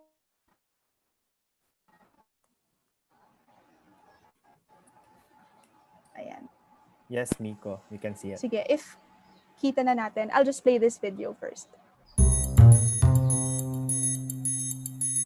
At itama o kung paano nyo rin itong magagawa gamit ang inyong cellphone o computer. Noong nakaraang buwan, ipinakita namin kung paano masisigurong lehitimo ang isang social media account. Ngayon, pag-aaralan natin kung ano-ano ang mga pwede nating i-fact-check. Bago i-verify ang isang post o claim, tiyakin na oo ang sagot sa tatlong tanong na ito. Ang statement of fact ay pahayag na maaaring mapatunayan na totoo o hindi. Hindi lahat ng bagay ay maaaring i-verify. Halimbawa, ang opinyon na batay sa damdamin at paniniwala na hindi nasusukat o hindi makukumpirma ng dokumento, statistics, at interview sa mga eksperto. Tingnan ninyo itong Facebook post na nagsabing wala raw ebidensya na may SARS-CoV-2, virus na nagdudulot ng COVID-19. Sa mahabang post na ito, naghalo ang opinyon at mga statement of fact. Ito lamang ang mga statement of fact. Dapat hahayag na inyong i-verify. O may kinalaman nangyayari sa kasalukuyan. Makabuluhan ito dahil umikot ito ngayong panahon ng pandemya sa COVID-19. Sa online post, idinagdag na criteria na virality. Marami ba ang shares nito? Marami ba ang nag-upload nito? Ano ba ang impact nito sa tao? Mahalaga bang malaman ng mga nakakita ng post na hindi totoo ang nabasa nila? Ngayong pandemic, maraming umiikot na hindi totoong claim na maaaring makapinsala sa kalusugan at kailangang itama agad. Tandaan, kadalasang may kinalaman sa current events ang kahalagahan ng isang hayag na magsasabi kung pwede itong i-fact-check o hindi. Kaya mahalagang updated tayo lagi sa mga balita mula sa legitimate sources. Ang panghuling criteria, feasible o magagawa bang i-fact-check ang pahayag na ito? Kaya ba itong i-fact-check sa limitadong oras? Ang claim na inyong ipa-fact-check ay kailangang makapagpapatunay o makapagbibigay ng konteksto gamit ang mga ebidensya gaya ng opisyal na dokumento, record o lehitimong news report. Mahalaga rin na kaya itong magawa agad. May pag-aaral na nagsasabing mas mabilis kumalat online ang mga peke o maling impormasyon kesa sa mga totoo. Kaya naman bukod sa tama, kailangang mabilis din ang pagpa-fact-check. Tandaan muli ang tatlong criteria na ito sa inyong pagpa-fact-check. Dapat ito ay statement of fact, relevant o makabuluhan, at mapapatunayan gamit ang opisyal na sources. Next month, tuturuan naman Okay, namin so, kayo paano suriin. As we see dun sa video, meron tayong 3-point criteria or 3 questions na tinatanong kapag nakakakita tayo ng mga posts or nakaka-encounter ng mga claims in whatever source we're using. So number 1, is it a statement of fact? Meaning, pwede ba nating mapatunayan na totoo o hindi yung isang bagay na yon? Pangalawa, is it relevant? Meron ba siyang kinalaman sa mga Pilipino or sa kasalukuyang malaking issues na kinakaharap natin like the pandemic? And pangatlo, is it feasible? Ibig sabihin, do we have sources that we can cite, experts that we can interview to know ano ba talaga yung totoo about this particular claim? So now, I will be showing 4 statements sa inyo. Tatanungin ko lang kayo if you think that the underlying part of the statement is fact-checkable or verifiable or not based on the 3-point criteria that we showed before. Okay, so ito yung first statement natin. It's of Chief Presidential Legal Counsel Salvador Panelo nung March 16 lang, last week, where he said, paulit-ulit daw niyang sasabihin, we don't need a lockdown. Tignan niyo yung New Zealand, Vietnam, and Taipei, anong ginawa nila? Nag-lockdown ba sila o hindi? Nag-lockdown ba sila? Ang sagot, hindi. So again, the underlying part of the statement, do you think this is fact-checkable or not? Ms. Burns, please launch our poll. Ayan. So quick lang siya. Based on the criteria na we tackled, do you think this is fact-checkable or not? Okay, so a lot of you are saying verifiable. A few are saying not verifiable. So siguro we can give it 5 more seconds if meron pang gustong humabol. Okay. Okay. Sige, we can end the poll now. Ayan. So 25 or 89% of those who were able to answer said verifiable, while 3 or 11% of those who answered say not verifiable. Meron bang gustong mag-volunteer to say, kahit kung ano man yung sagot nila, verifiable or not verifiable, to just share ano yung naging thought process natin why we decided na itong particular claim na to ay fact-checkable or hindi? Again, meron bang mga brave souls over here? Or if you don't want to unmute yourself, please feel free to send your explanations doon sa ating chat section.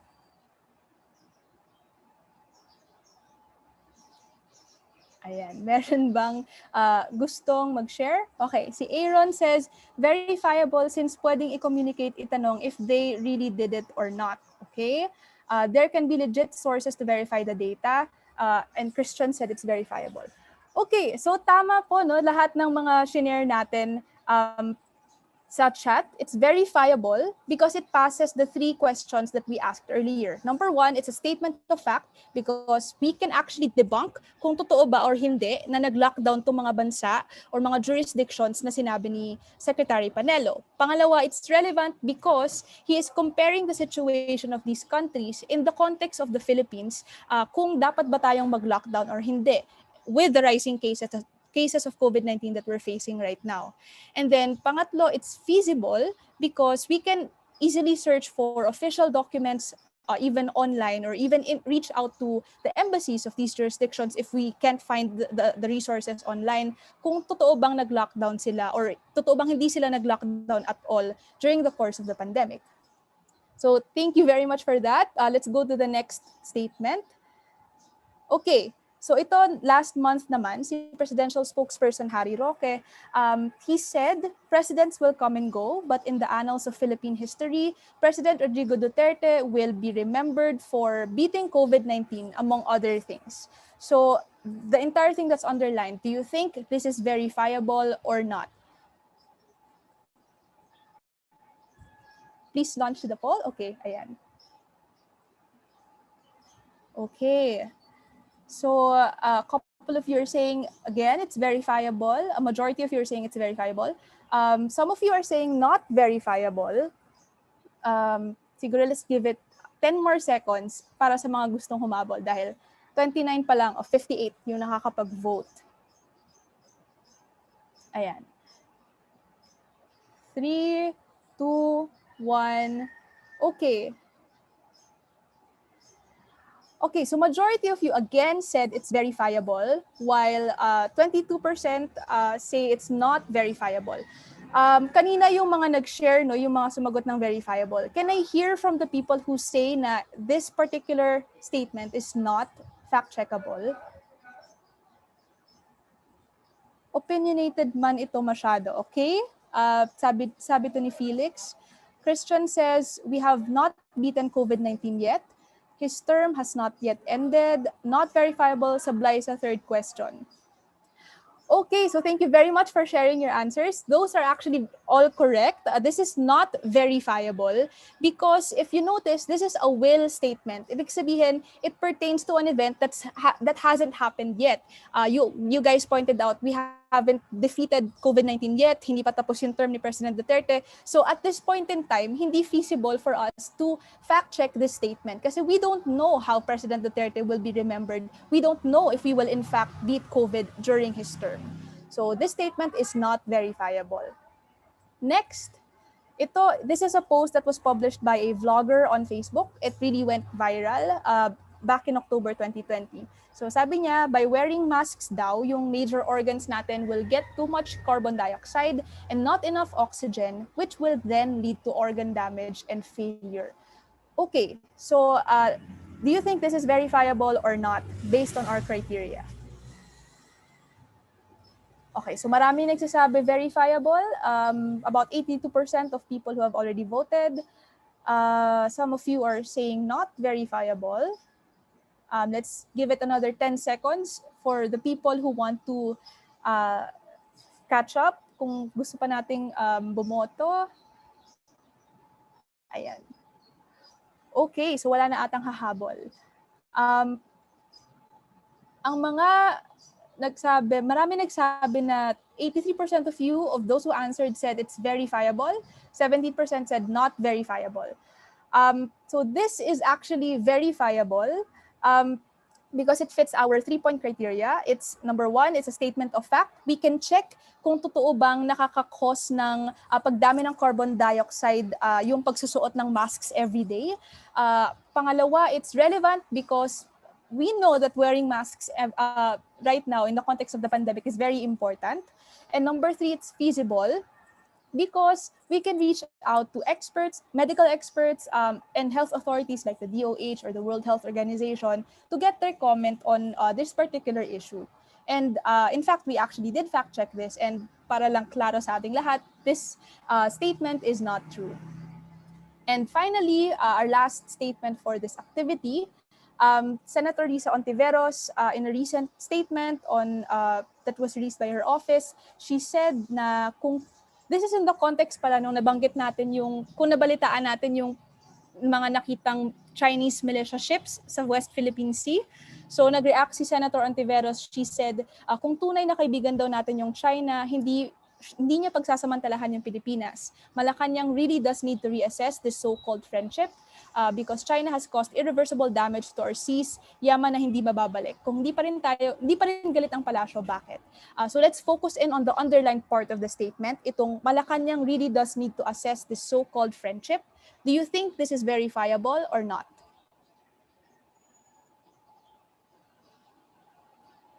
Okay, so this time medyo neck and neck tayo, no? May mga nagsasabing verifiable, may nagsasabing not verifiable, and right now we're at 52%, 48% respectively. So baka medyo confusing ito for our participants. Last 5 seconds, if meron pang gustong humabol. Okay, sige, very interesting. 54% said it's verifiable, 46% said not verifiable. For this one, please feel free to share if whatever your answer is, kung why you said it's verifiable or why you think it's not verifiable. Ayan. Hold on. Not verifiable. While I agree to this statement is an opinion, not a statement of fact. Sabi ni Al. Meron pa bang gustong mag-share? Ayan.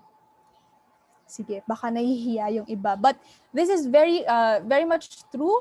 Ayan, the underlying statement is prescriptive, and so it is itself not verifiable, but the information from which it is based is verifiable. I think it should be verifiable given that friendship can be measured by policies affecting implementation of programs and budgets.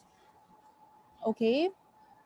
Sige, if wala nang hahabol sa ating chat section, the answer for this one is actually not verifiable. Tama yung sinabi natin na this underlined part of the statement is an opinion kasi it's a subjective stance of the opposition senator na what she wishes the palace or the current government would do with regard to its relationship with China. Again, as we learned in the video, we cannot fact check opinion, only statements of facts, because yung opinions natin, very subjective siya. Ano yung gagamitin nating barometer to assess or debunk something if it's not a statement of fact, if you cannot use independent and credible sources to double check kung tama ba to or hindi.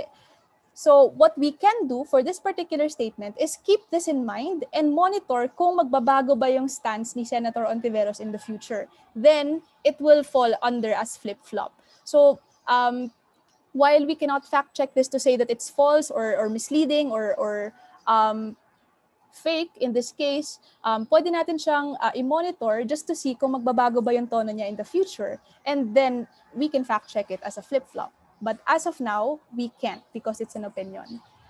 Okay, so ayun lang. Thank you very much for participating in our quick activity.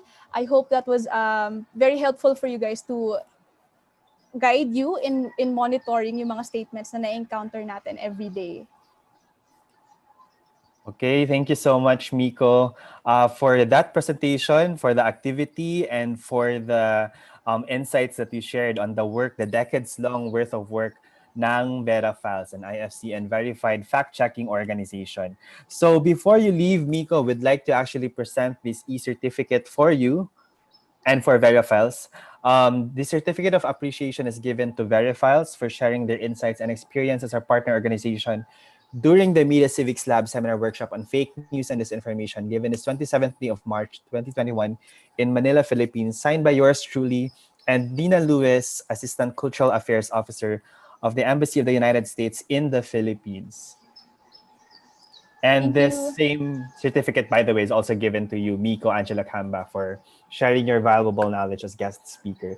Thank you so much, Miko. We had a great discussion with you, and we are a big fan of the work of Verifiles. Continue the work that you do in fact-checking and for establishing a better MIL community here in the Philippines.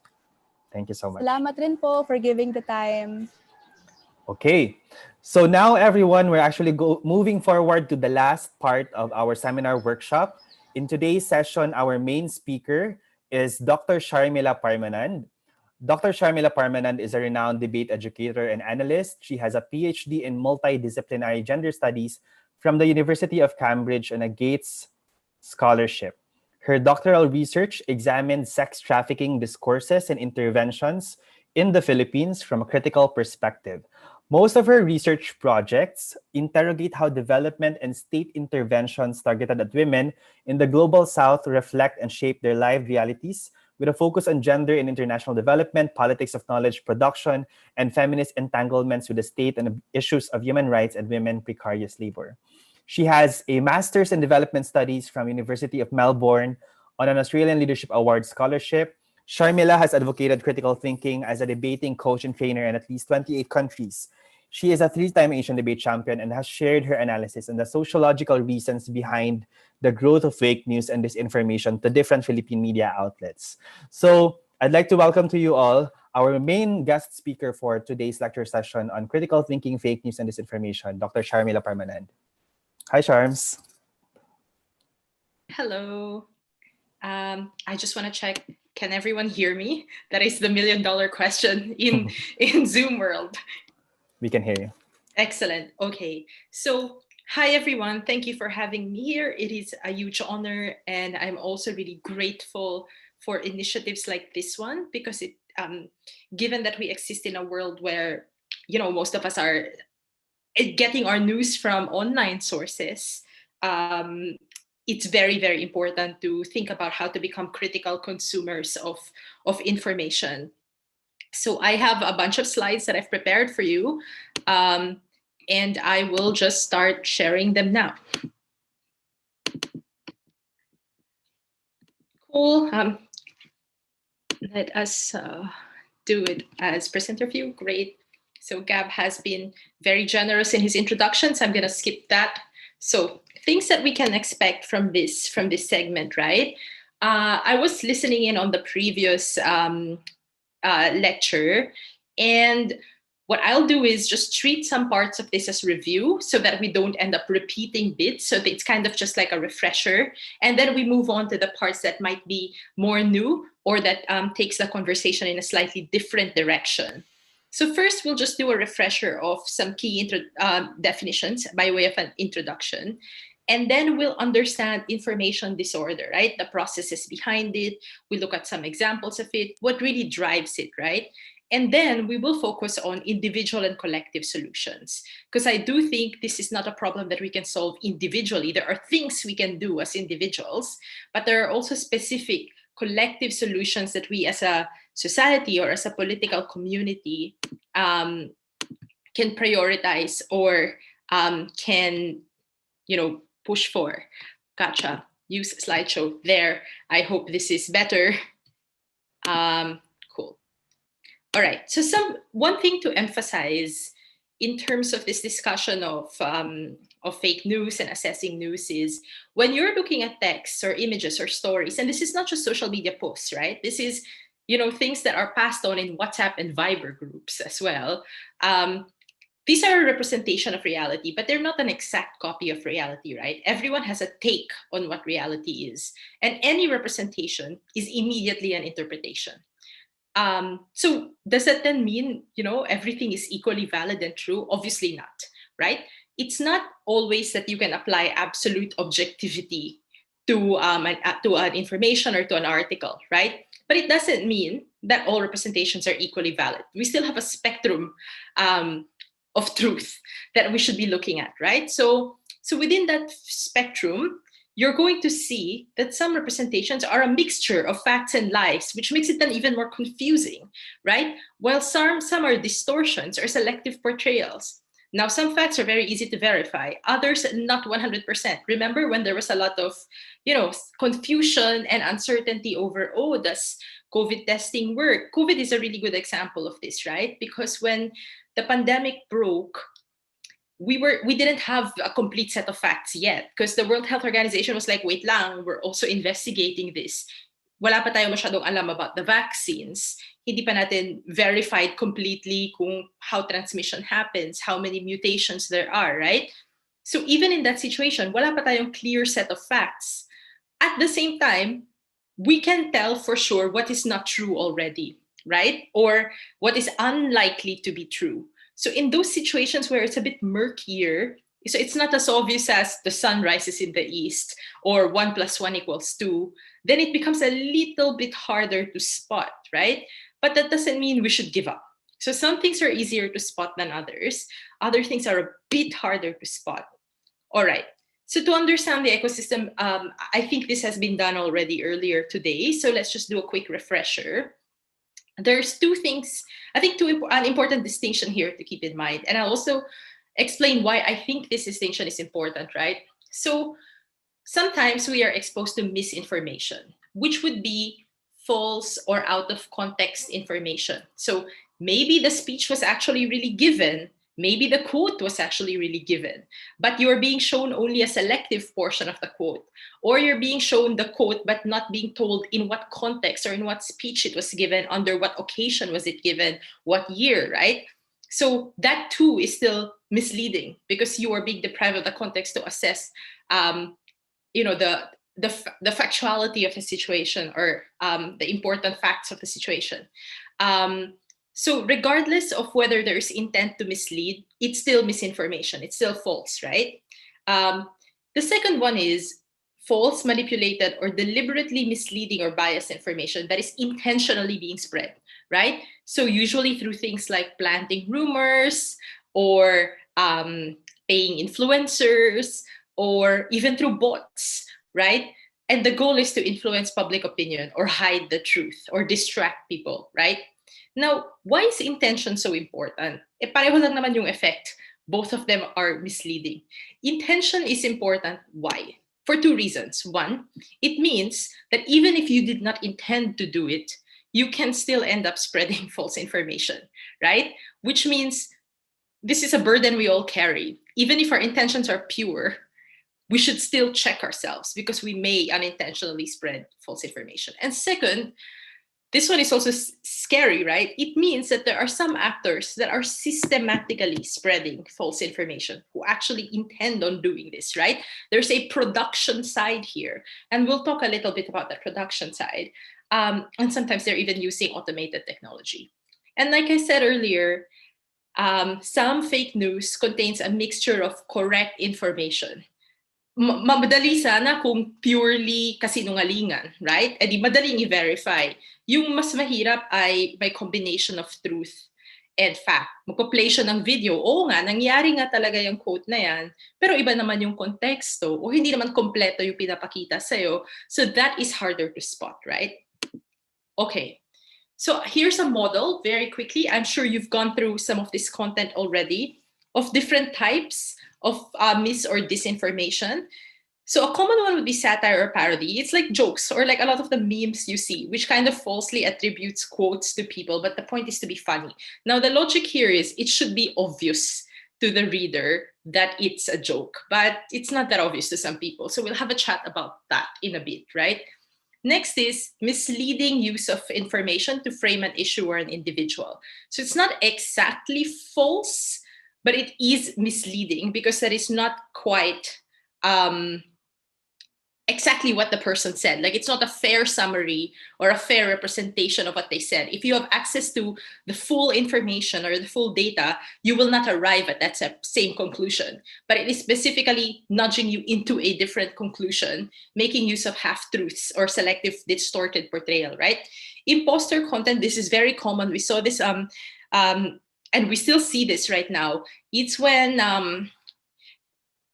sources masquerade as legitimate or authoritative sources, and they try to copy like mainstream media. So I think on Twitter, at one point, there was an account that called itself BBC News Tonight, which is not the BBC's official Twitter handle, the British Broadcasting Corporation. So you see that sometimes, right? Like they try to impersonate more legitimate sources. So they change one letter or they add one word. And so people are confused because they are riding on the brand recall of that source. There's also fabricated content where it is 100% false, easier to spot. There's manipulated content, which is obviously risky because it's only certain alterations that they make. Perhaps they change a word from the quote, or perhaps they alter the background of the photo and all those things. Increasingly in our world, we are starting to be confronted with deep fake technology, which is really, really dangerous. Because what that does is it kind of uses the same talking heads, the same images, but it changes the text that someone is saying, right? And it's so hard to tell the difference because they use AI to produce that. So we need to be, on alert for these things. Or false context. So genuine content is shared, but false contextual information. Oh, this person said this at this time of the year. It turns out 3 years ago pala niya sinabi yan at the point na may emergency. So relevant siya at that time, but biglang now, it doesn't make sense that they would be saying it. In fact, it might be irresponsible, right? Or baka at that time, hindi pa natin alam yung details. So sinabi to ng person na yun, but now alam na natin yung facts. Bakit yan sinishare ngayon pa? Diba? Irrelevant na siya or hindi na siya updated. Or false connection. When headlines or visuals don't capture the content. Pero it's clickbaity, diba? So again, another thing to look out for. Okay, let's talk a little bit more about the COVID context, right? Why do we have fake news in a time of COVID? And to be honest, the answer isn't simply about political reasons. That's part of it, right? But there are so many other sociological reasons for why this happens. And hindi natin pwedeng isipin parati na it's just like politicians trying to manipulate the election. That's a small part of it. But one, people seek certainty in a time of panic and anxiety. It's terrifying, right? We're dealing with an existential threat. We're dealing with a disease that can, harm us or harm the people we love, and we don't have full control over what's happening. And we don't know everything about this disease. We're just learning things about it, right? And in this time of panic and anxiety, people find comfort in certainty. It's comfortable to tell yourself, no, no, no, no, alam ko how to handle this. Alam ko how to prevent this. Alam ko that bleach works. You know what I mean? Like, it's a safety mechanism. It's a mental coping mechanism. So that contributes to false claims, right? Next, scammers have an incentive to promote fake cures because there's a profit motive there, right? Or fake prevention tips, like all these homemade cures or all these vitamins that you can supposedly take to make you more resilient. Third, clickbait. This is an incentive that applies in COVID or non-COVID context, right? Clickbait increases traffic to their site. Like, more people clicking equals more ad revenue. So why not? Why not make it sensationalist? Fourth, in the context of COVID, scientific literacy is low. I mean, even tayo, di ba? We're educated individuals. We have access to basic foundational science courses, right? At a high school or university level, we still struggle to make sense of this. Like, your average person cannot tell you the difference between a virus and a bacteria. And bacteria, right? We struggle to explain transmission. We struggle to differentiate COVID from other viruses. Very few people actually can articulate how vaccines work exactly. The average person, pag tinanong mo, anong ibig sabihin ng herd immunity? Hindi niyan ma-explain to you. Or the average person, pag sinabi mo, my friend got vaccinated tapos nagka-fever siya at saka nagka-symptoms siya, which means vaccines are dangerous. So hindi niya ma-explain necessarily that that's a natural consequence of the vaccine kasi you're building a immunity, right? So scientific literacy is low. And even educated people are not immune here, right? Lalo na when the science is still evolving also. There's a lack of respect for experts and gatekeepers. So in the past, traditional media sources were the only source of information. And they have more resources and more capability to fact check. Plus, they worry about their reputations, right? I'm not saying traditional media is perfect. In some ways, it's a good thing that information is more democratized. That's the upside. Obviously, the downside of that is wala na tayong filters whatsoever. Anyone na can pass themselves off as an expert or a blogger, right? Or pretend to be a medical doctor na hindi naman. And we've seen the rise of that, right? Here's something I want you to think about also. Kasi this one requires compassion. Kasi a lot of our conversations about fake news, medyo kinokondemn natin yung nag-share ng fake news, right? Tinatawag natin bobo or tanga or troll. In some cases, troll nga talaga. But in the case of COVID, especially when we're thinking of things like vaccine hesitation or people na, naniniwala sila that vaccines will make things worse, ikamamatay mo pag nag-vaccinate ka, or the worst version is, yung vaccine may microchip, so sinusubukan. So isa itong paraan para i-surveillance tayo ng state or ng Bill Gates Foundation, is to be compassionate. Kasi some groups in society do not have the same history with the medical establishment that we do. So in the US, for example, poorer Black communities, within the history of their group or their community, you have had medical experiments that were performed on them that were unethical, right? Walang informed consent, inexposed sila to certain viruses to test on, or wala sila, or when they interact with doctors, they are not seen as credible. Their pain is disregarded. There's a lot of studies that show that women or ethnic minorities tend to have their pain disregarded when they report it, or they're taken less seriously by the medical establishment, right? So, I'm not saying vaccine hesitancy is fair or correct. It's a problem, but we need to understand that it can come from many places, including a place of, not feeling like you can trust the establishment because you don't have the same experience with it that a dominant member of society would have, right? Okay. Next, how is this spread? So hindi lang siya on Facebook or Twitter. It spread on TikTok, which I think a lot of you on are now, right? Are on now. Viber, WhatsApp, right? So edi mas mahirap i-monitor kasi closed systems yan. At least pwede pa nating sabihin na ang Facebook at ang Twitter, pwede pa siyang ma-detect publicly. May content moderation pa siya. Paano kung Facebook group ng mga friends or a group of friends or family members or work colleagues, edi mas mahirap mag-moderate ng content dun, right?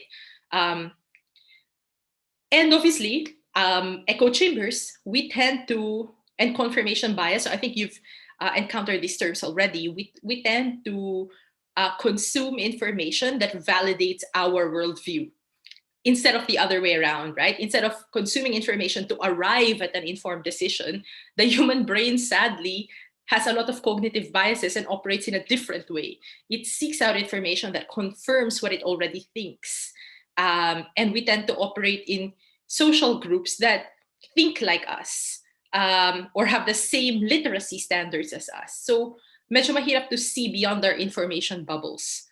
But this information is harmful and in the case of COVID, potentially deadly, right?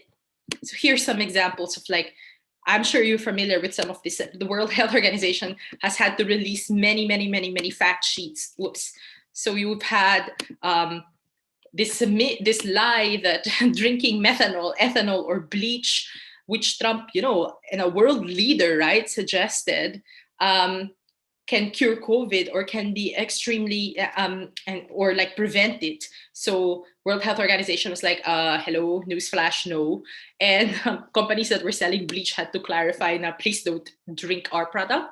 Or this myth again that, 5G mobile network spread COVID. It's all about like, I don't know, Chinese imperialism.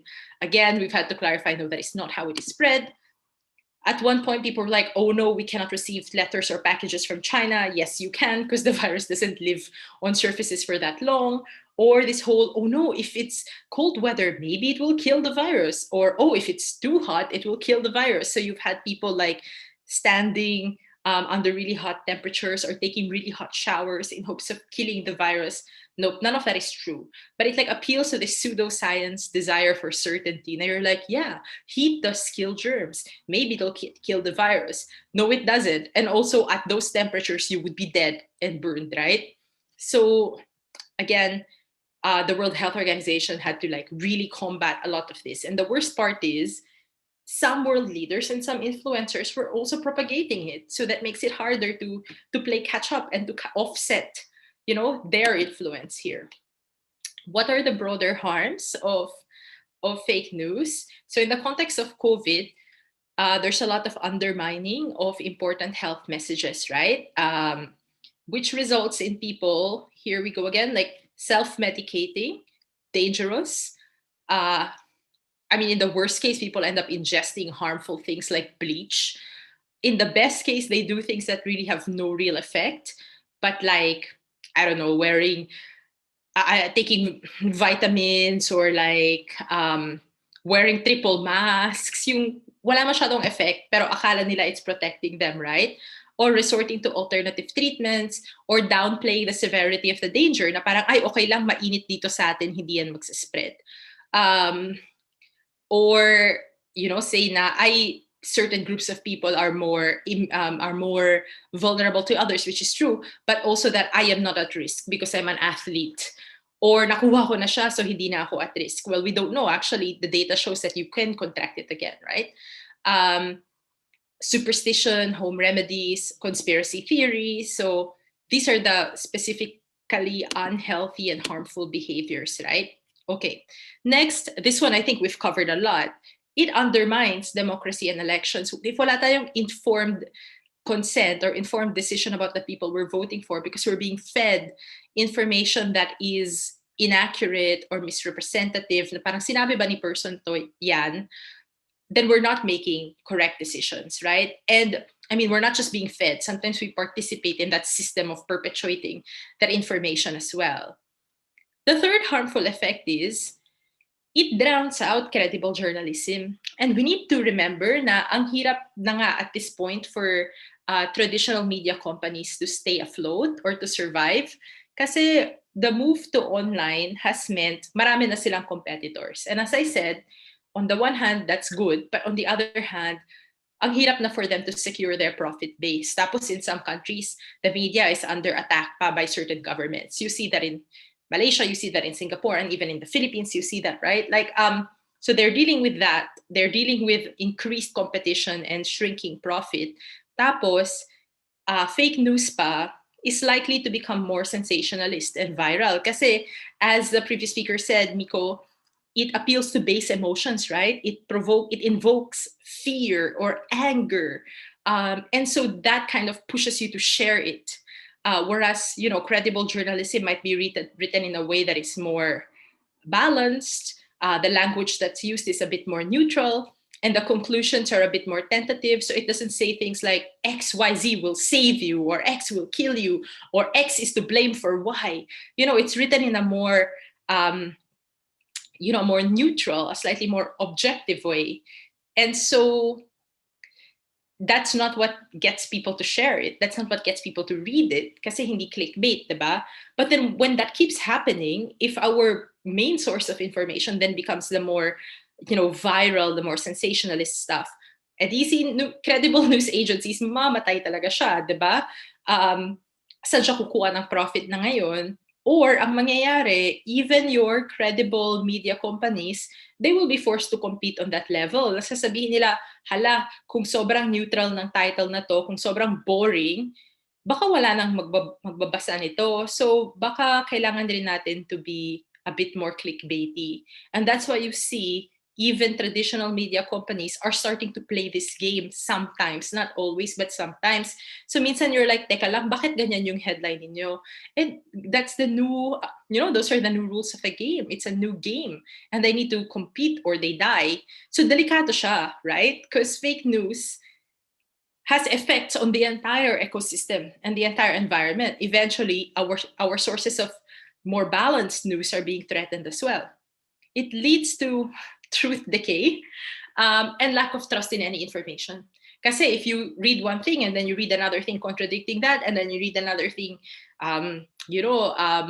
agreeing with it, and you assume that all of these sources are equally true, equally valid, nakakapagod, di ba? And you're just like, I don't know what's true anymore. Tapos nagkakaroon ka na ng false equivalence na parang, o baka they're both true, or baka they're both false, and we never really know. That's dangerous because sometimes there are clearly correct answers and clearly wrong answers. Pero napaparalyze na tayo from the sheer volume of information. Now we're unable to discern na. And also we're unable to trust na. So even if we're being told something that's true, we're like, ay, hindi nga, kasi ito nabasa ko, ganun.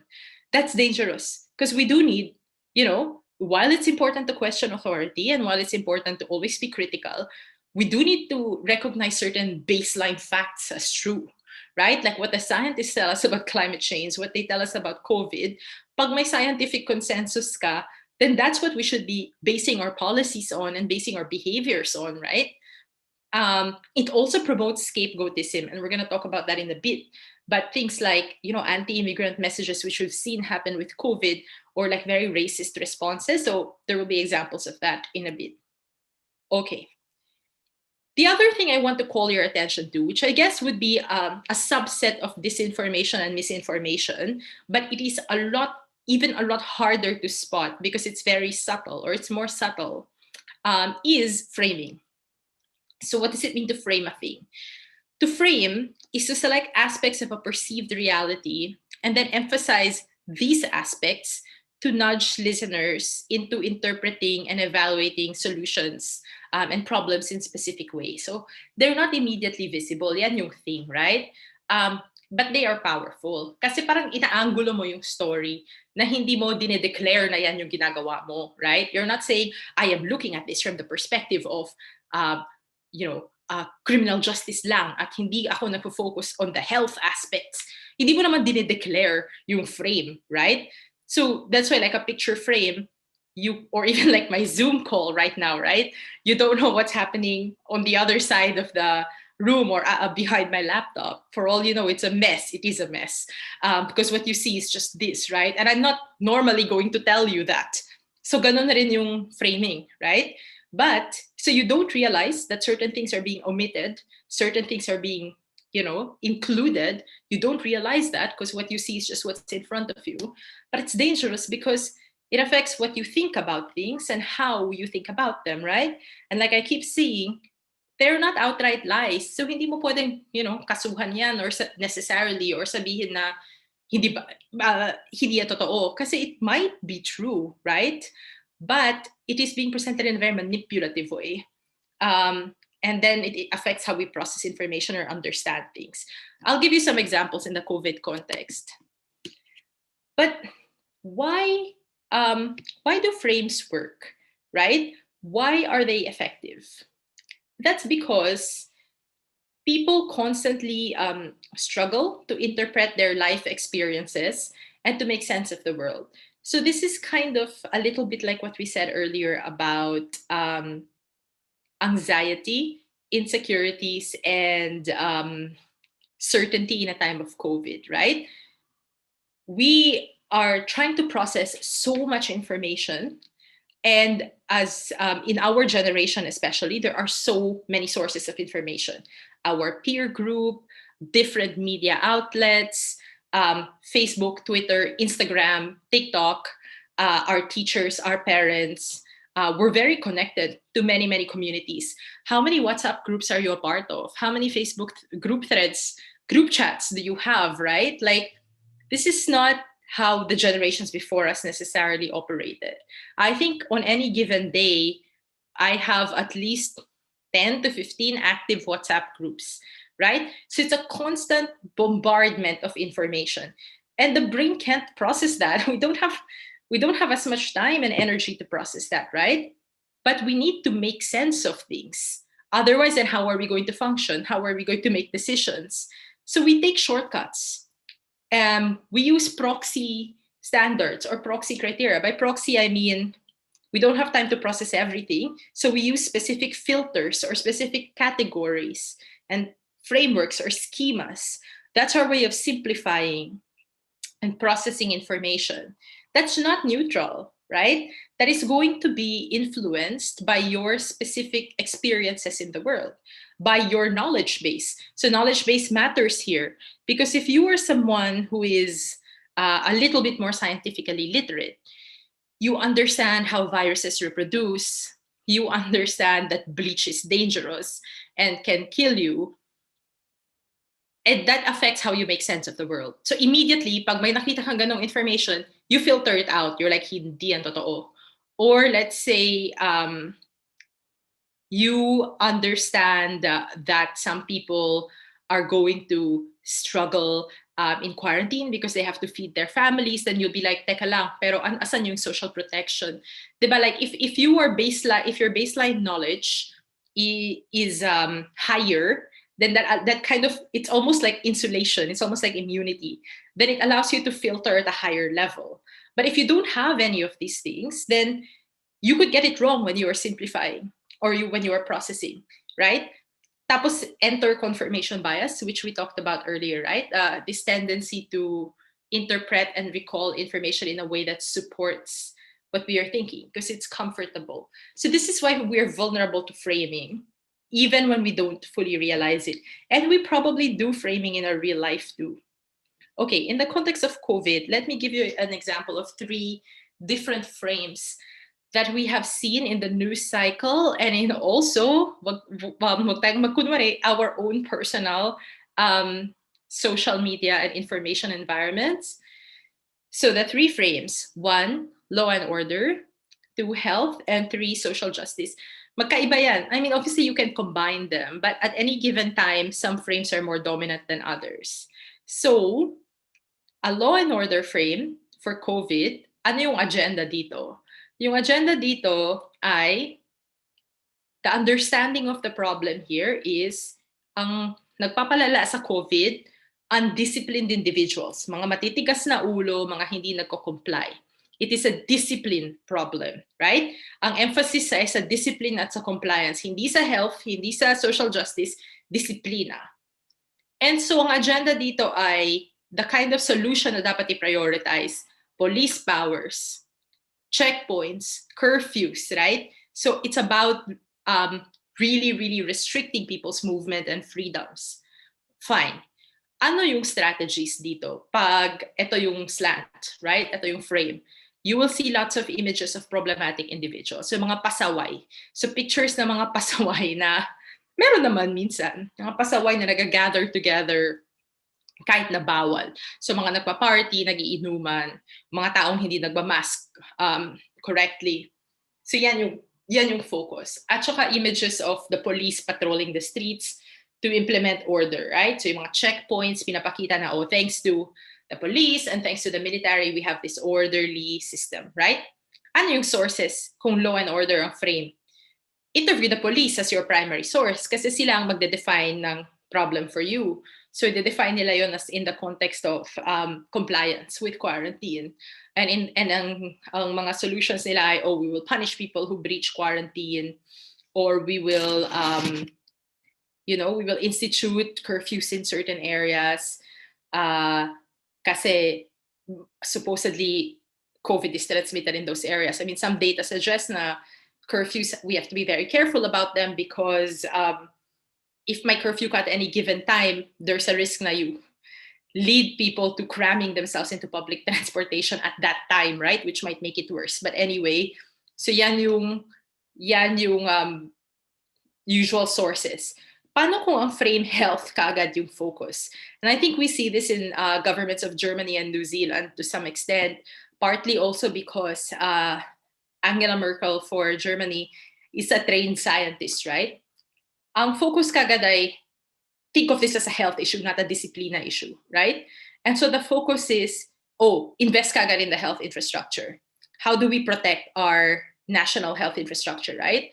So in Hasidah Adern's words, she was like, we need to give our health system a fighting chance. So focus on testing and tracing, focus on vaccine procurement, right? How do we make sure we have vaccines?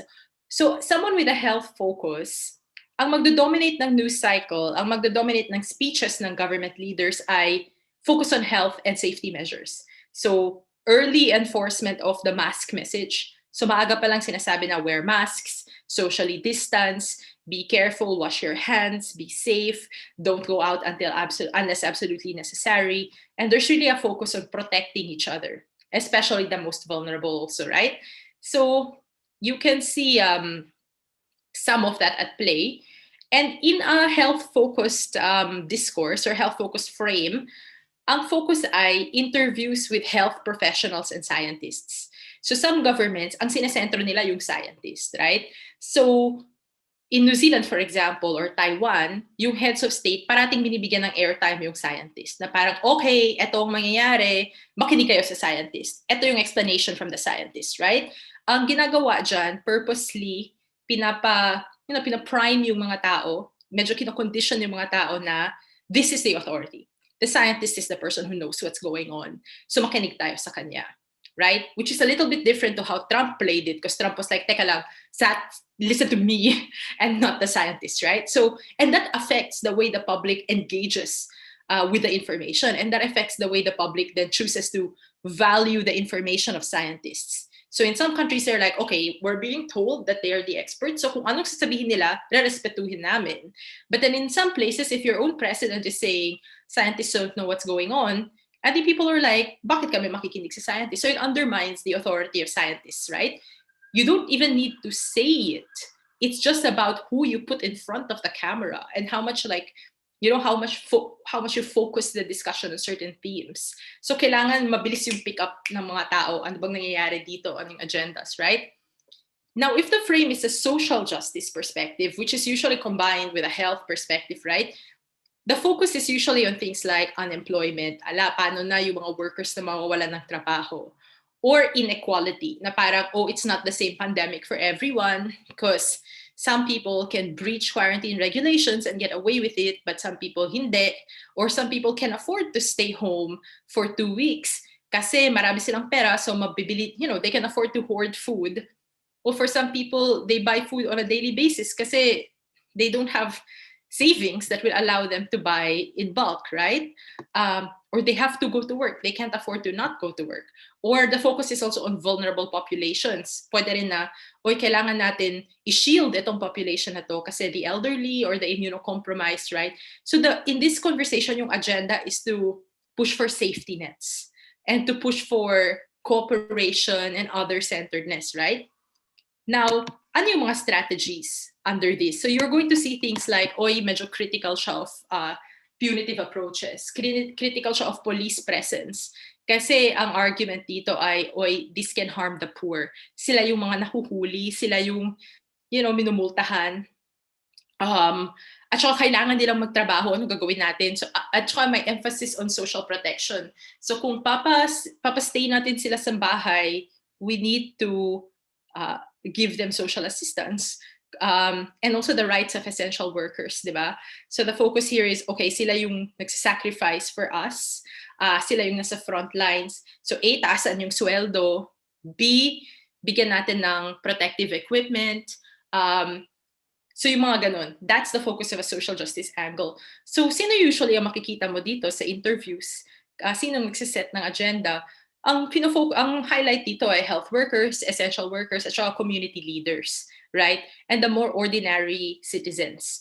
So hindi police na nagpo-frame as a discipline problem, kundi like more mga social workers, maybe mga academics, na ang focus nila ay, this worsens the inequalities. At saka kailangan natin magplano for a future na hindi, that is people don't get left behind. So that's how these conversations have been framed. And I'm sure you can recognize these frames in our own country. At saka hindi lang to about the Philippines. This is a global observation about how things are being framed. All right. So this one you already talked about. I don't want to spend too much time on, so I'm going to highlight the part na hindi siguro natin masyadong na-emphasize. All right, so I have divided this section into two parts. One, what can you do as an individual? And then two, what collective campaigns or structural changes can we focus on? Kasi I do think na a lot of times, pinag-iisipan lang natin how to do it on an individual level, which is important kasi every one of us has a network, every one of us has power. So if we all behave in responsible ways, just like COVID, we reduce the transmission of fake news. So totoo naman yan. So kailangan natin maging aware of our power. At the same time, we also need a collective response. Hindi natin pwedeng ipapasa individuals na lang parate yung responsibility. So first half here is becoming a responsible consumer of information, right? So you've already talked about this. Consider the source. May author ba? May nakapangalan ba yung article, di ba? Check out this author. I-Google nyo, expertise ba niya to? Doctor ba siya? Kung nag-a-advise siya tungkol sa cures at sa vaccines, sana naman pinag-aralan niya to, di ba? Or sino ang kanyang kino-quote? O baka naman hindi sa kanya galing yung information pero sinasabi niya na according to this doctor, ito. Kung yung kino-quote niya ay credible naman at saka correct ang kanyang pagka-quote, baka valid naman yon. Also, is it coming from a traditionally credible institution, diba? Next, read beyond. So, let's say sobrang exciting ng headline o nainis ka. Before sharing it, basahin mo muna. Nagmamatch ba yung text sa headline? Minsan hindi. Third, supporting sources, right? May links ba yung story na pwede mong i-check? And do the links actually support the story? Because sometimes maglalagay yung mga tao ng links, but actually, they say the opposite of what the link contains. So, misrepresent nila, right? Third, do others agree? Importante rin to. Triangulating, right? So, Google the information, check if it's being covered by other sources or if it's being picked up by other sources. Kung ito lang yung source na nagsasabi nun, tapos ilang oras na, given that the news cycle is very active, right? Mabilisan yan ang pag-break ng news. Or ilang araw na, tapos itong source lang ang nagsasabi niyan, baka hindi siya credible, right? Because that means hindi siya pumasa sa filtering systems ng ibang organizations. Fifth, is it a joke? I know this is really sad because sometimes namamatay na yung humor kasi hindi na notice ng mga tao. Pero medyo mas importante kasi ang buhay minsan. So, if you feel that it's a joke, don't share it. And if you feel na hindi nagagets ng mga tao yung joke, baka ipaliwanag nyo na joke siya kahit na ikaw yung killjoy, pero at least walang namamatay, di ba? Next, check your biases. So we've talked about that earlier, I think. If you agree with the news, I have found it recently. I have to make an effort to check myself. So if the conclusion supports what I'm saying, I require myself to pause for 5 minutes and say, teka lang, this agrees with what you're saying, i-check mo muna. Mas lalong kailangan mong i-check. Kasi yung filters mo ay humihina dahil nag-agree siya with what you're saying, di ba? So it's almost like, but hindi naman siya conflict of interest, but in the same way, like doctors don't operate on family members, or you kind of, when it's your friend or when it's someone you like, your objectivity is compromised. Parang ganun yung analogy. So I'm like, gusto ko tong author na to, parati ko siyang pinabasa, gusto ko tong influencer na to, naniniwala ako sa kanya, or yung sinasabi niya, yan din yung sinabi ko kay mama kagabi, di mas lalo na kailangan mag-ingat, diba? And to check it at least. It could very well be na tama siya. I mean, if you're a smart person, then usually your conclusions are right, but you should check. You should make that extra step, right? Next, ask the experts. So eto, ask a librarian. Baka mahirap siya sa buhay natin because our librarians are not always social media savvy. But at least consult a fact-checking site. So maraming fact-checking sites out there. And I think in the resources that Gabe sent you, there's also a list of these sites. I mean, you can just very quickly Google top fact-checking sites, Snopes, Politico. There's a lot of them, right? And obviously, look before you share. Kung hindi ka sigurado, huwag mo nang i-share. It can wait, right? The world is not going to end if you give yourself time to check it first. Some other things to look at in terms of style and form, usually but not always. Kaya nga importante to do a combination of this, not just one of these things. You do all of these things. Sometimes pag nakasulat siya in all caps, that's a sign. Because credible news is not written using all caps because that's not the style guide, right? Because all caps conveys like strong emotion. Eh hindi naman yan yung approach ng mainstream news. Poor editing or grammar. So this is not about being elitista, but it does mean that if you go through a rigorous process, you can afford editors or you have editors who are looking at that. Hindi ibig sabihin na all writers have to speak English well or write well. That's not true. But all writers have an editor, or at least credible writers have an editor who then checks basic things like spelling and grammar. So that's a giveaway, or at the very least, it's a red flag. Pwede namang totoo pa rin, pero dapat flag, right? Because there are red flags. Pag napakaraming pop-ups, that's also a sign. Or pag medyo suspicious ka sa image na parang you're like, totoo ba tong image na to? Gumawa ka ng reverse image search. So remember the stupid bat story na marami tayong nagoyo doon. Even I got really like suspicious about that, which showed a woman like eating bat. And then that was like the origin story of COVID kuno. It turns out the bat wasn't even being eaten in China. It was being eaten in another country, which someone found out by doing a reverse image search, right? As I said, make use of fact-checking sites. And as Miko said before me, right, if it is too emotional or inflammatory na feel mo na iinis ka at nagagalit ka na, baka pause, baka yan yung point. But the article is designed to provoke those emotions in you. So huwag ka rin magpagamit, right, that way. So you kind of need to like take stock and say, teka lang, how much of this is true? Proportionate ba ang claims dito? Does it fit the evidence that it has provided? Because sometimes people will, really amp up their conclusions na hindi naman nagwa-match sa kind of evidence that they gave you. Here's also like something, and this is more relevant to framing, right? How are certain groups or certain people represented? So think about gender, class, religion, various social groups, right? Trump repeatedly called it the China virus.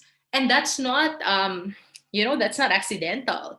There's a specific intention there to make it look like the foreign enemy, right? And to blame a specific community or a specific country to kind of, in some ways, conceal the incompetence of his own administration, right?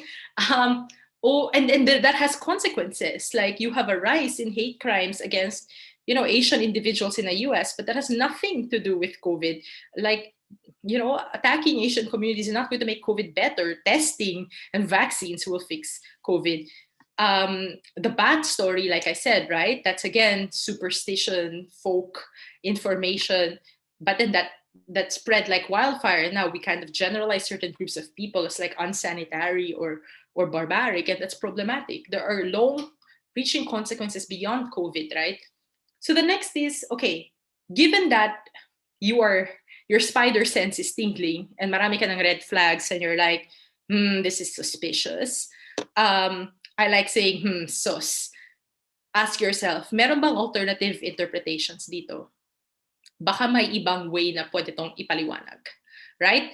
Magre-reserve muna ako ng judgment. At pag may naisip kang alternative explanations, di baka this is not necessarily the absolute full story or true, right? Now, what do you do when you're confronted with information that you think is false or malicious? Report it, flag it. So if you see it on social media, click report, right? If you can see that it's a joke, tapos people are confused at pinaniniwalaan nila, mag-intervene ka na lang.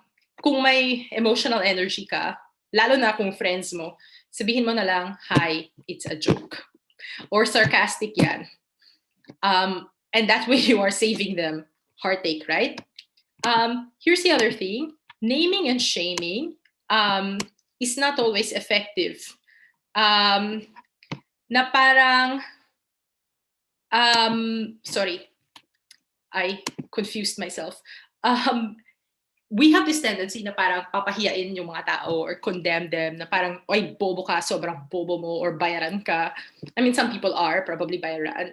But that doesn't help anyone. Why? Pag sinabihan ka bang bobo, do you think your reaction will be, oh, I will revisit my conclusions and reconsider my opinion? Hindi. Ang sasabihin mo, hindi, bobo ka rin. Hindi wala tayong na-achieve, di ba? At saka minsan nga pinag-usapan natin na some communities do have difficult relationships with the medical establishment. Sometimes it's a question of literacy. So just approach it with compassion.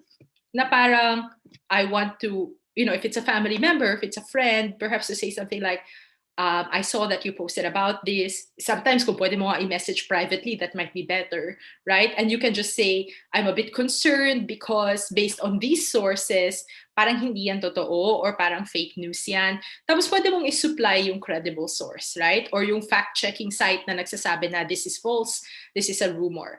But do it, you don't lose anything by being more gracious about it. Tapos huwag mo siyang pahiyain. Kasi minsan, how do you win an argument, right? It's very different in real life than in a debate. Minsan, nag-argue ka, ayaw ng kalaban mo na aminin na talo na siya. Pero alam niya na talo siya, right? So next time, magugulat ka na lang na ang sinasabi niya yung sinabi mo. You're like, ay, akala ko ba hindi ka nag-agree? Bakit ngayon nag-agree ka na? It's about saving face, right? So you don't need to hear them say, oh my God, I'm wrong and you are right. Ang hirap kaya sabihin yan. At saka nakakahiya. So, hindi yan yung goal mo. Right? Ayaw mo silang, wag ka nang mag-expect na mag-concede sila tapos pwede kang, oh, I win, right? That's not how persuasion works. You let them save face, wag mong pahiyain, pero you've made your point kasi pinakita mo na yung credible sources. So minsan, nababago mo na yung isip nila pero hindi nila aaminin pa yan, di ba?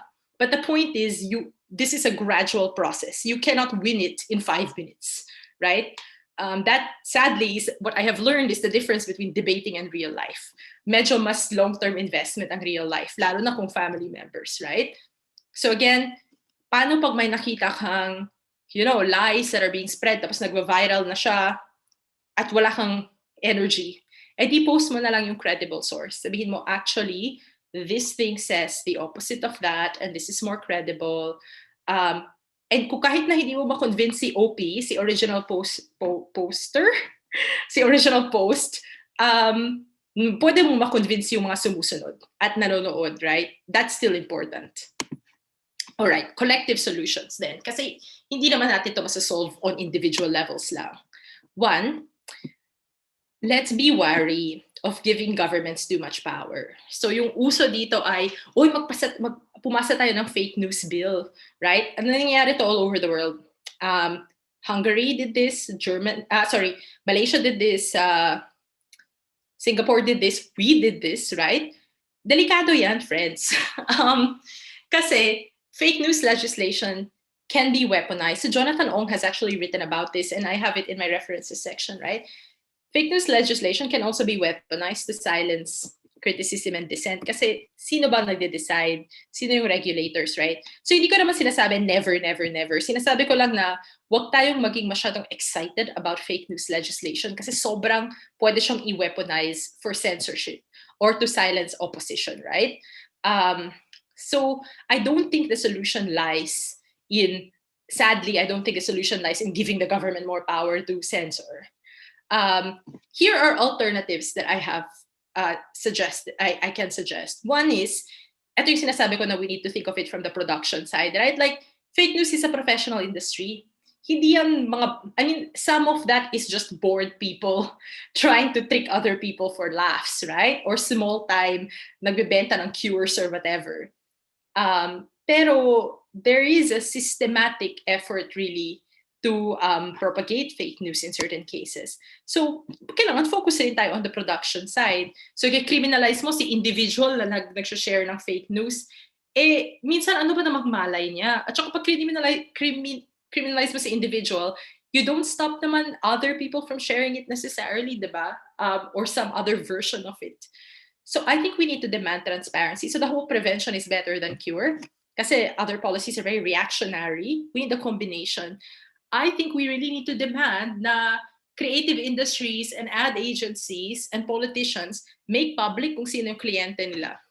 Because then that way you can trace the connections. At saka kung public, di mas madaling sabihin, oy, yung campaign ni Senator X or Senator Y, napaka-foul naman. Ito pala yung ad agency niya. So, mas madali to check these things kasi this information is not available to us now, right? Tapos, engagement with social media companies. So, ano yung pwede nating hingiin sa kanila? One, may governance bodies sila. Ha? They have groups that make these decisions. The advisory boards, the boards that decide what their regulations will be. Demand that we have representation. Hindi pwede na, Western countries lang ang nasa kumpanya. We need to have regional representation in these bodies because the shape of fake news will sometimes change depending where in the world you are. Like COVID health misinformation looks a little bit different in the US than it would in some other places because you have different superstitions, you have different folk beliefs. Sometimes there are similarities, sometimes there are differences. So that's why you need look at it as a structural issue, not just an issue of combating individual offenses, right? Or individual cases. Look at it as how do we affect change from a systemic level? Dapat yung governance bodies ng Facebook at ng Twitter may representatives from all around the world and from different backgrounds, right? We can ask people to deplatform influential proponents of fake news, right? So I think Twitter eventually realized that Trump was a threat to people because of the incitement to violence on Twitter, right? So yeah, or they started putting an editor's message to his posts about bleach and fake cures na walang evidence. They were like, oh, this is, according to the WHO, this is not confirmed. Sometimes you need to do that, right? And content moderation of extreme speech. So really racist, scapegoating speeches or like actual lies, kailangan siyang i-content moderate. Pero tandaan natin na mahirap yan.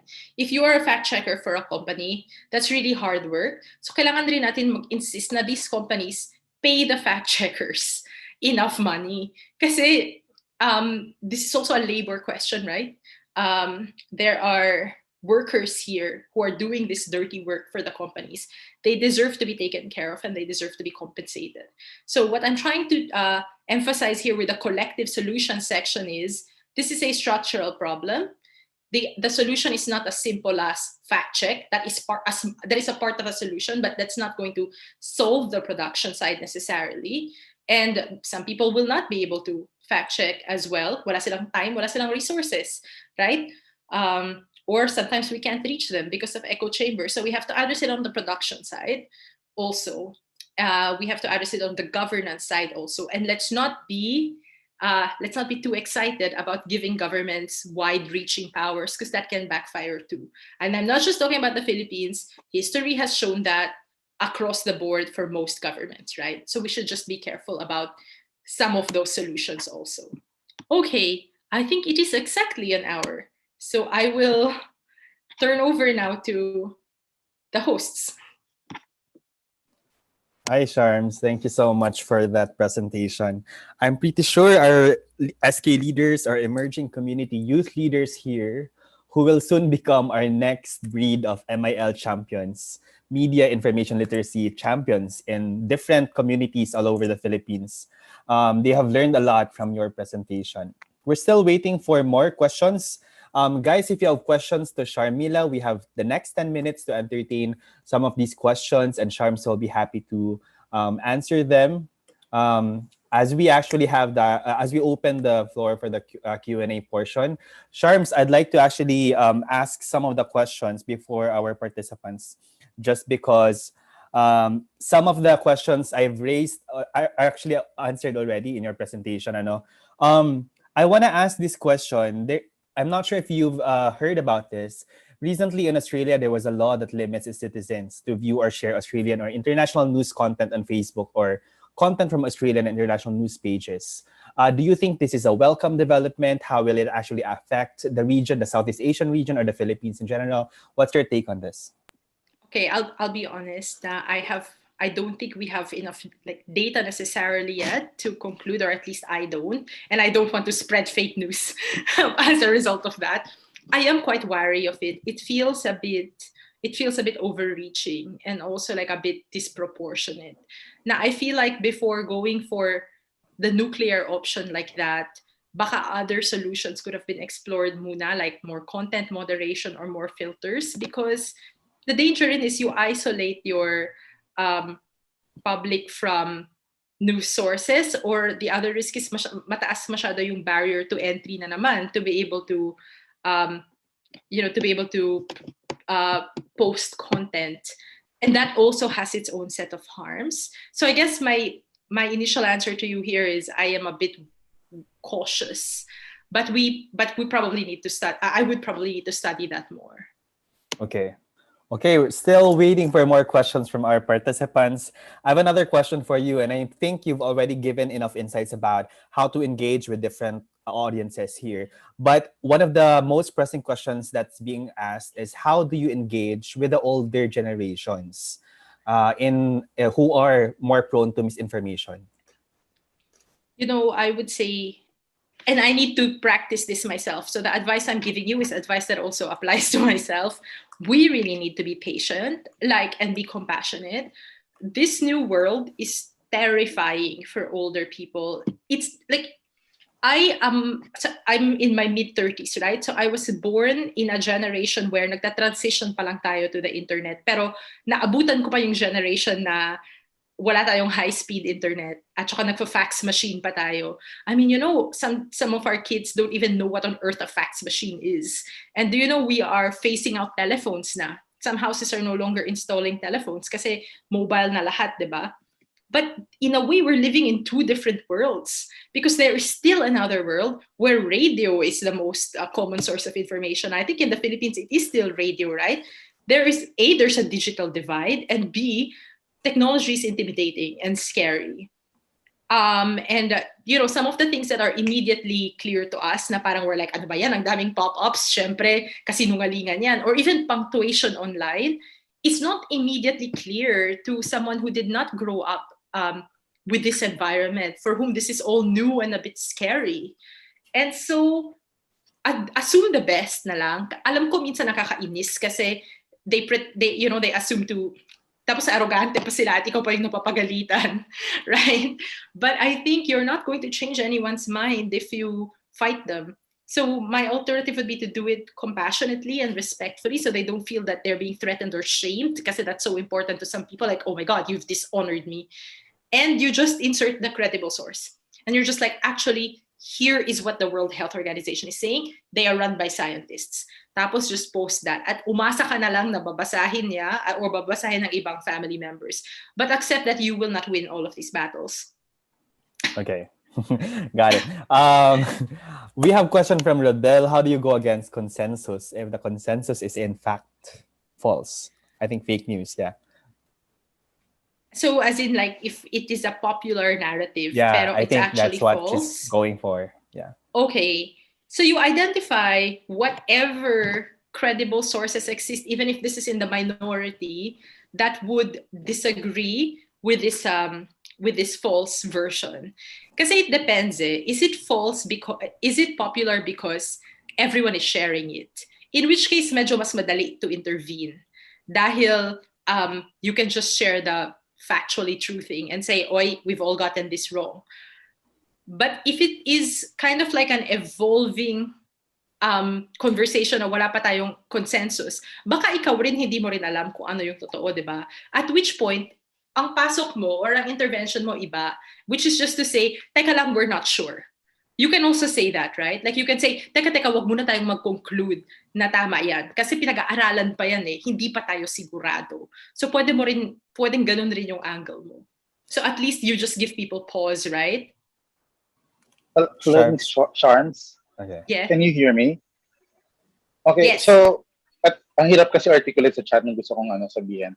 Recently, I watched a documentary on Netflix about this reputable art dealer and then from a reputable art gallery, and they sold millions of fake paintings na sinasabi nilang by this painter, and in fact hindi naman. Parang a lot of powerful people parang were in on it, although hindi sila deliberate na in on it. Art critics, sinabi na sa artist na ito talaga.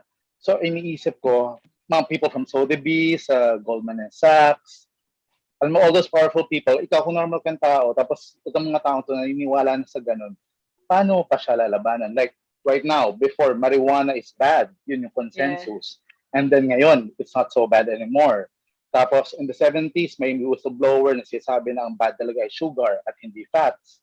Tapos, nagkaroon ng campaign against that. Tapos ngayon, biglang sugar na pala talaga yung kontrabida. So, alam mo yun, ano siya eh, para siyang, it's systemic. Kami sinasabi mo eh, na hindi lang siya simple fact-checking lang kasi may mga facts na hindi mo talaga ma-verify na within your expertise. So, di ba, how do you do that? Ako, ang tanong ko na lang talaga, sino na ang papaniwalaan mo sa ngayon? Kasi kung hindi mo papaniwalaan itong mga reputable resources na to, sino nang paniniwalaan ko, di ba? So, I think, yeah, no, you're right. Like, I think we will not have absolutely correct authorities. Whether we like it or not, walang perfect. And society is still in a constant process of evolution rin, diba? Like at one point, kina-classify natin ang homosexuality as a psychological disorder by the American Psychological Association yan, ha? Or at one point, ang tingin natin interracial marriages are problematic. So marami tayo, even within science, even within medicine, ang daming mga misconceptions rin. So kailangan natin i-accept yan. Like we're not going to have perfect authorities. So it's about a spectrum. Sa mga authorities na meron tayo, sino dito yung mas likely na lang na tama? And in most cases, maybe 9 or 8 out of 10 times, the traditional authorities, science at least, will probably get it right, but not all the time. So it's kind of making peace with that and pointing out where you can see it. Pero kailangan mo, you're right, like kailangan mo rin mag-accept na you can't always win those battles and it's a long game. So like the debate on drugs, right? Ang tagal before we are not even there. Ang tagal before we got to the point now we started seeing it as a public health issue rather than, an issue of crime. And you're just going to have to like keep trying to find platforms to mainstream those views. Pero accept na hindi siya mag-gain ng traction kaagad. But usually, powerful institutions eventually reverse themselves rin naman eh. It's happened so many times throughout history. So even if I can't give you a formula for how to deal with it, but I can give you assurance that people have reversed themselves over time, but you might need to be a bit more patient. Sometimes these battles can't be won in the moment right away. So yeah, I mean, the fact that Netflix is now covering it probably shows us that that reversal is starting to happen. So in those situations, just bring out all the facts you can and try to like just present a sober tone and don't insult the people who believe it. Kasi they'll be like, sino ka ba? I mean, eto naman nga yung consensus eh. Baka ikaw yung hindi nakakaintindi. So you really have to be very patient in how you frame it. But sometimes you are right na it is a little too little too late. I mean, hello, framing Britney. Like we all got that wrong, right? We all participated in that misogynist behavior. Okay, where should a person's... Oh, Gabby, ikaw na lang mag-select ng questions if may time pa. Yeah, in the interest of time, Sharms, I think what we're gonna do is we're just going to tie up a couple of the questions here. I think they're related to media.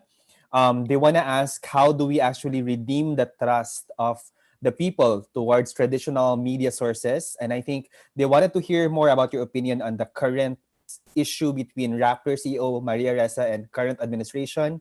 Also, the issue between when they're starting to become a critical thinker, are these sources legitimate or trustworthy, or should they actually resort to alternative media sources? Sorry. So in terms of where do you start, I think you start. It depends on the field that you are, researching on or that you're trying to understand.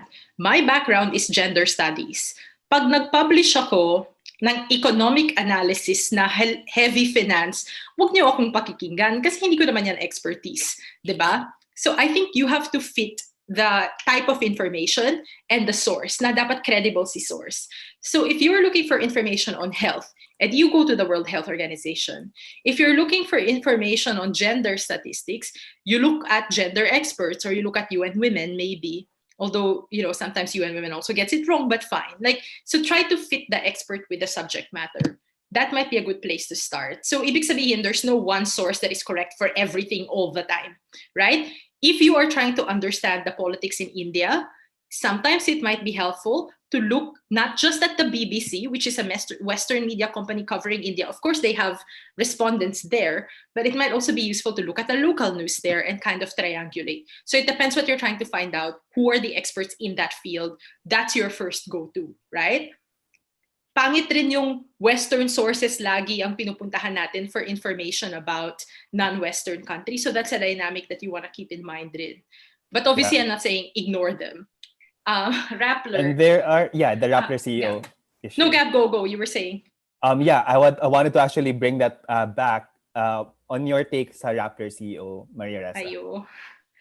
To be honest, it seems like it meets some legal technicality, which to me sounds a bit dodge. Is there a legal technicality? Potentially. I'm not sure why. So I'll be clear, I don't believe in criminalizing libel, to be honest, because I think it is being used as a tool by politicians to stifle dissent. And it has a chilling effect on media. Kasi ang dali to construct a case, right? And in a context where you have a president that has explicitly said that they will take down Rappler and it's a matter of time, maghanda kayo, there is a motive already.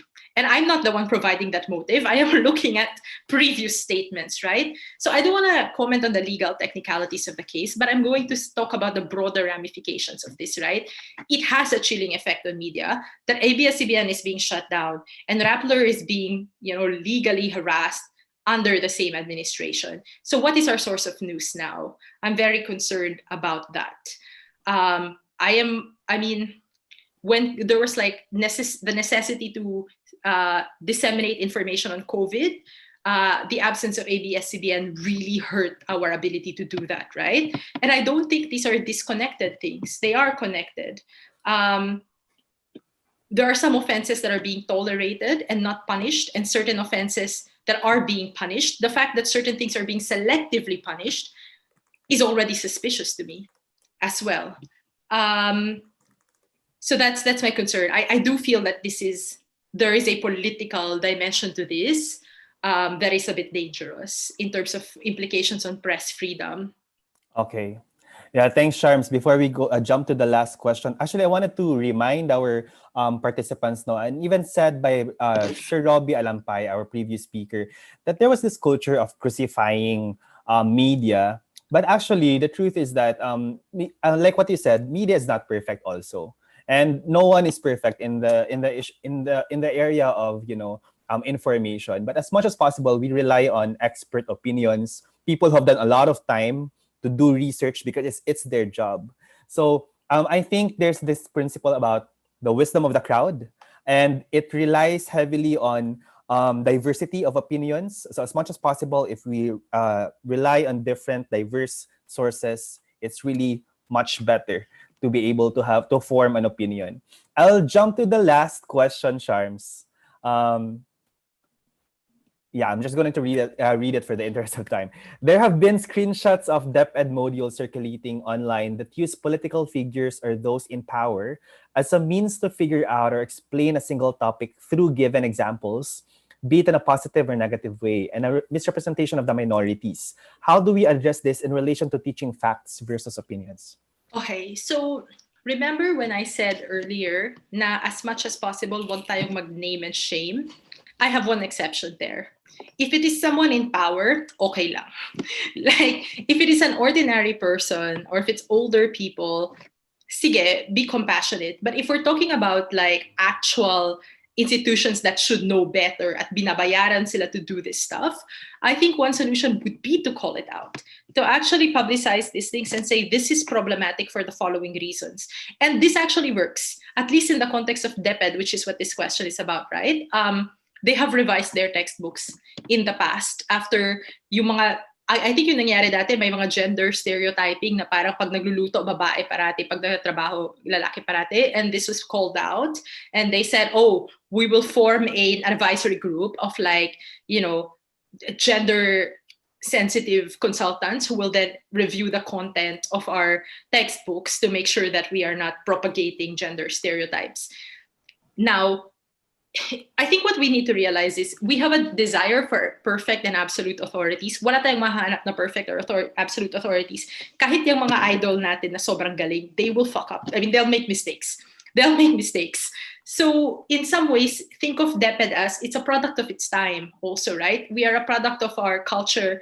We are a product of our beliefs. And we don't always manage to transcend our biases. So sometimes some of that slips through unintentionally. Like the misrepresentation of minorities, they are stigmatized in society. Minsan, hindi namamalayan na nare-reproduce yan in text, right? But my argument is, of course, they should know better kasi trabaho nila to know better. In which case, you should call it out. And I think we have monitoring capacities for this, right? Like academics and researchers who track these things and, call attention to them. Or you can also write the publishers, you can write the schools where this problem happened. In this case, you should be more proactive about it nga. Okay. Thank you so much, Charms. I think that wraps up our conversation. I hope that our leaders, SK leaders, community youth leaders here have learned a lot about the seminar workshop on fake news and disinformation and critical thinking. Charms, before you leave, we'd like to actually show the certificate of appreciation for you. This certificate is presented to Sharmila Parmanan for sharing her valuable knowledge as guest speaker during the Media Civics Lab seminar workshop on fake news and disinformation given this 27th day of March 2021 in Manila, Philippines, signed by yours truly and Nina Lewis, Assistant Cultural Affairs Officer of the Embassy of the United States in the Philippines. Okay, everyone. Thank you, Sharmila. And it's a wrap for today, everyone, everybody. Thank you so much for joining another session of knowledge sharing. We hope to see you guys in our next webinar on April 10 for our seminar workshop on media and the law, social media and the law, and April 24 for the creation of culture of positive participation. For those asking for the certificates, we will provide the certificates, yes, but after the 5th workshop, hopefully, so that we can actually sort out everything. And it is a CPD process, so we'll actually qualify the number of workshops that you have attended. If you haven't finished reading the reading list, it's a PDF file that contains quizzes, guides, and articles about fake news and disinformation. Please finish reading them over the weekend. We have uploaded that in the group and sent that over in Messenger chat.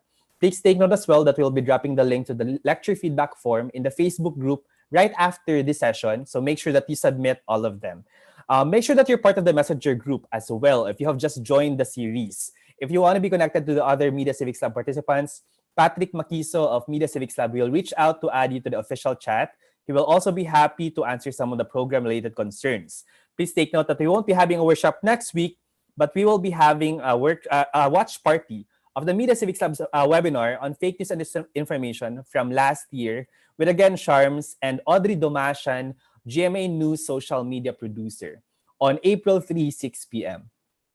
Again, if you want to take detailed classes for this program, we have detailed classes. Just go to www.mediacivicslab.breakthefake.movement.com. I'd like to thank our sponsors, Break the Fake Movement, FMA, US Embassy in the Philippines, Loop Digital Solutions, Internews, and our many other partner organizations who helped us amplify the event, the reach, the impact of the event, and being able to gather all this amazing community of youth leaders in a goal and a bid to be able to develop the next breed of media literacy champions all over the Philippines. Thank you so much, everyone. I hope you enjoy the rest of the weekend, and good afternoon.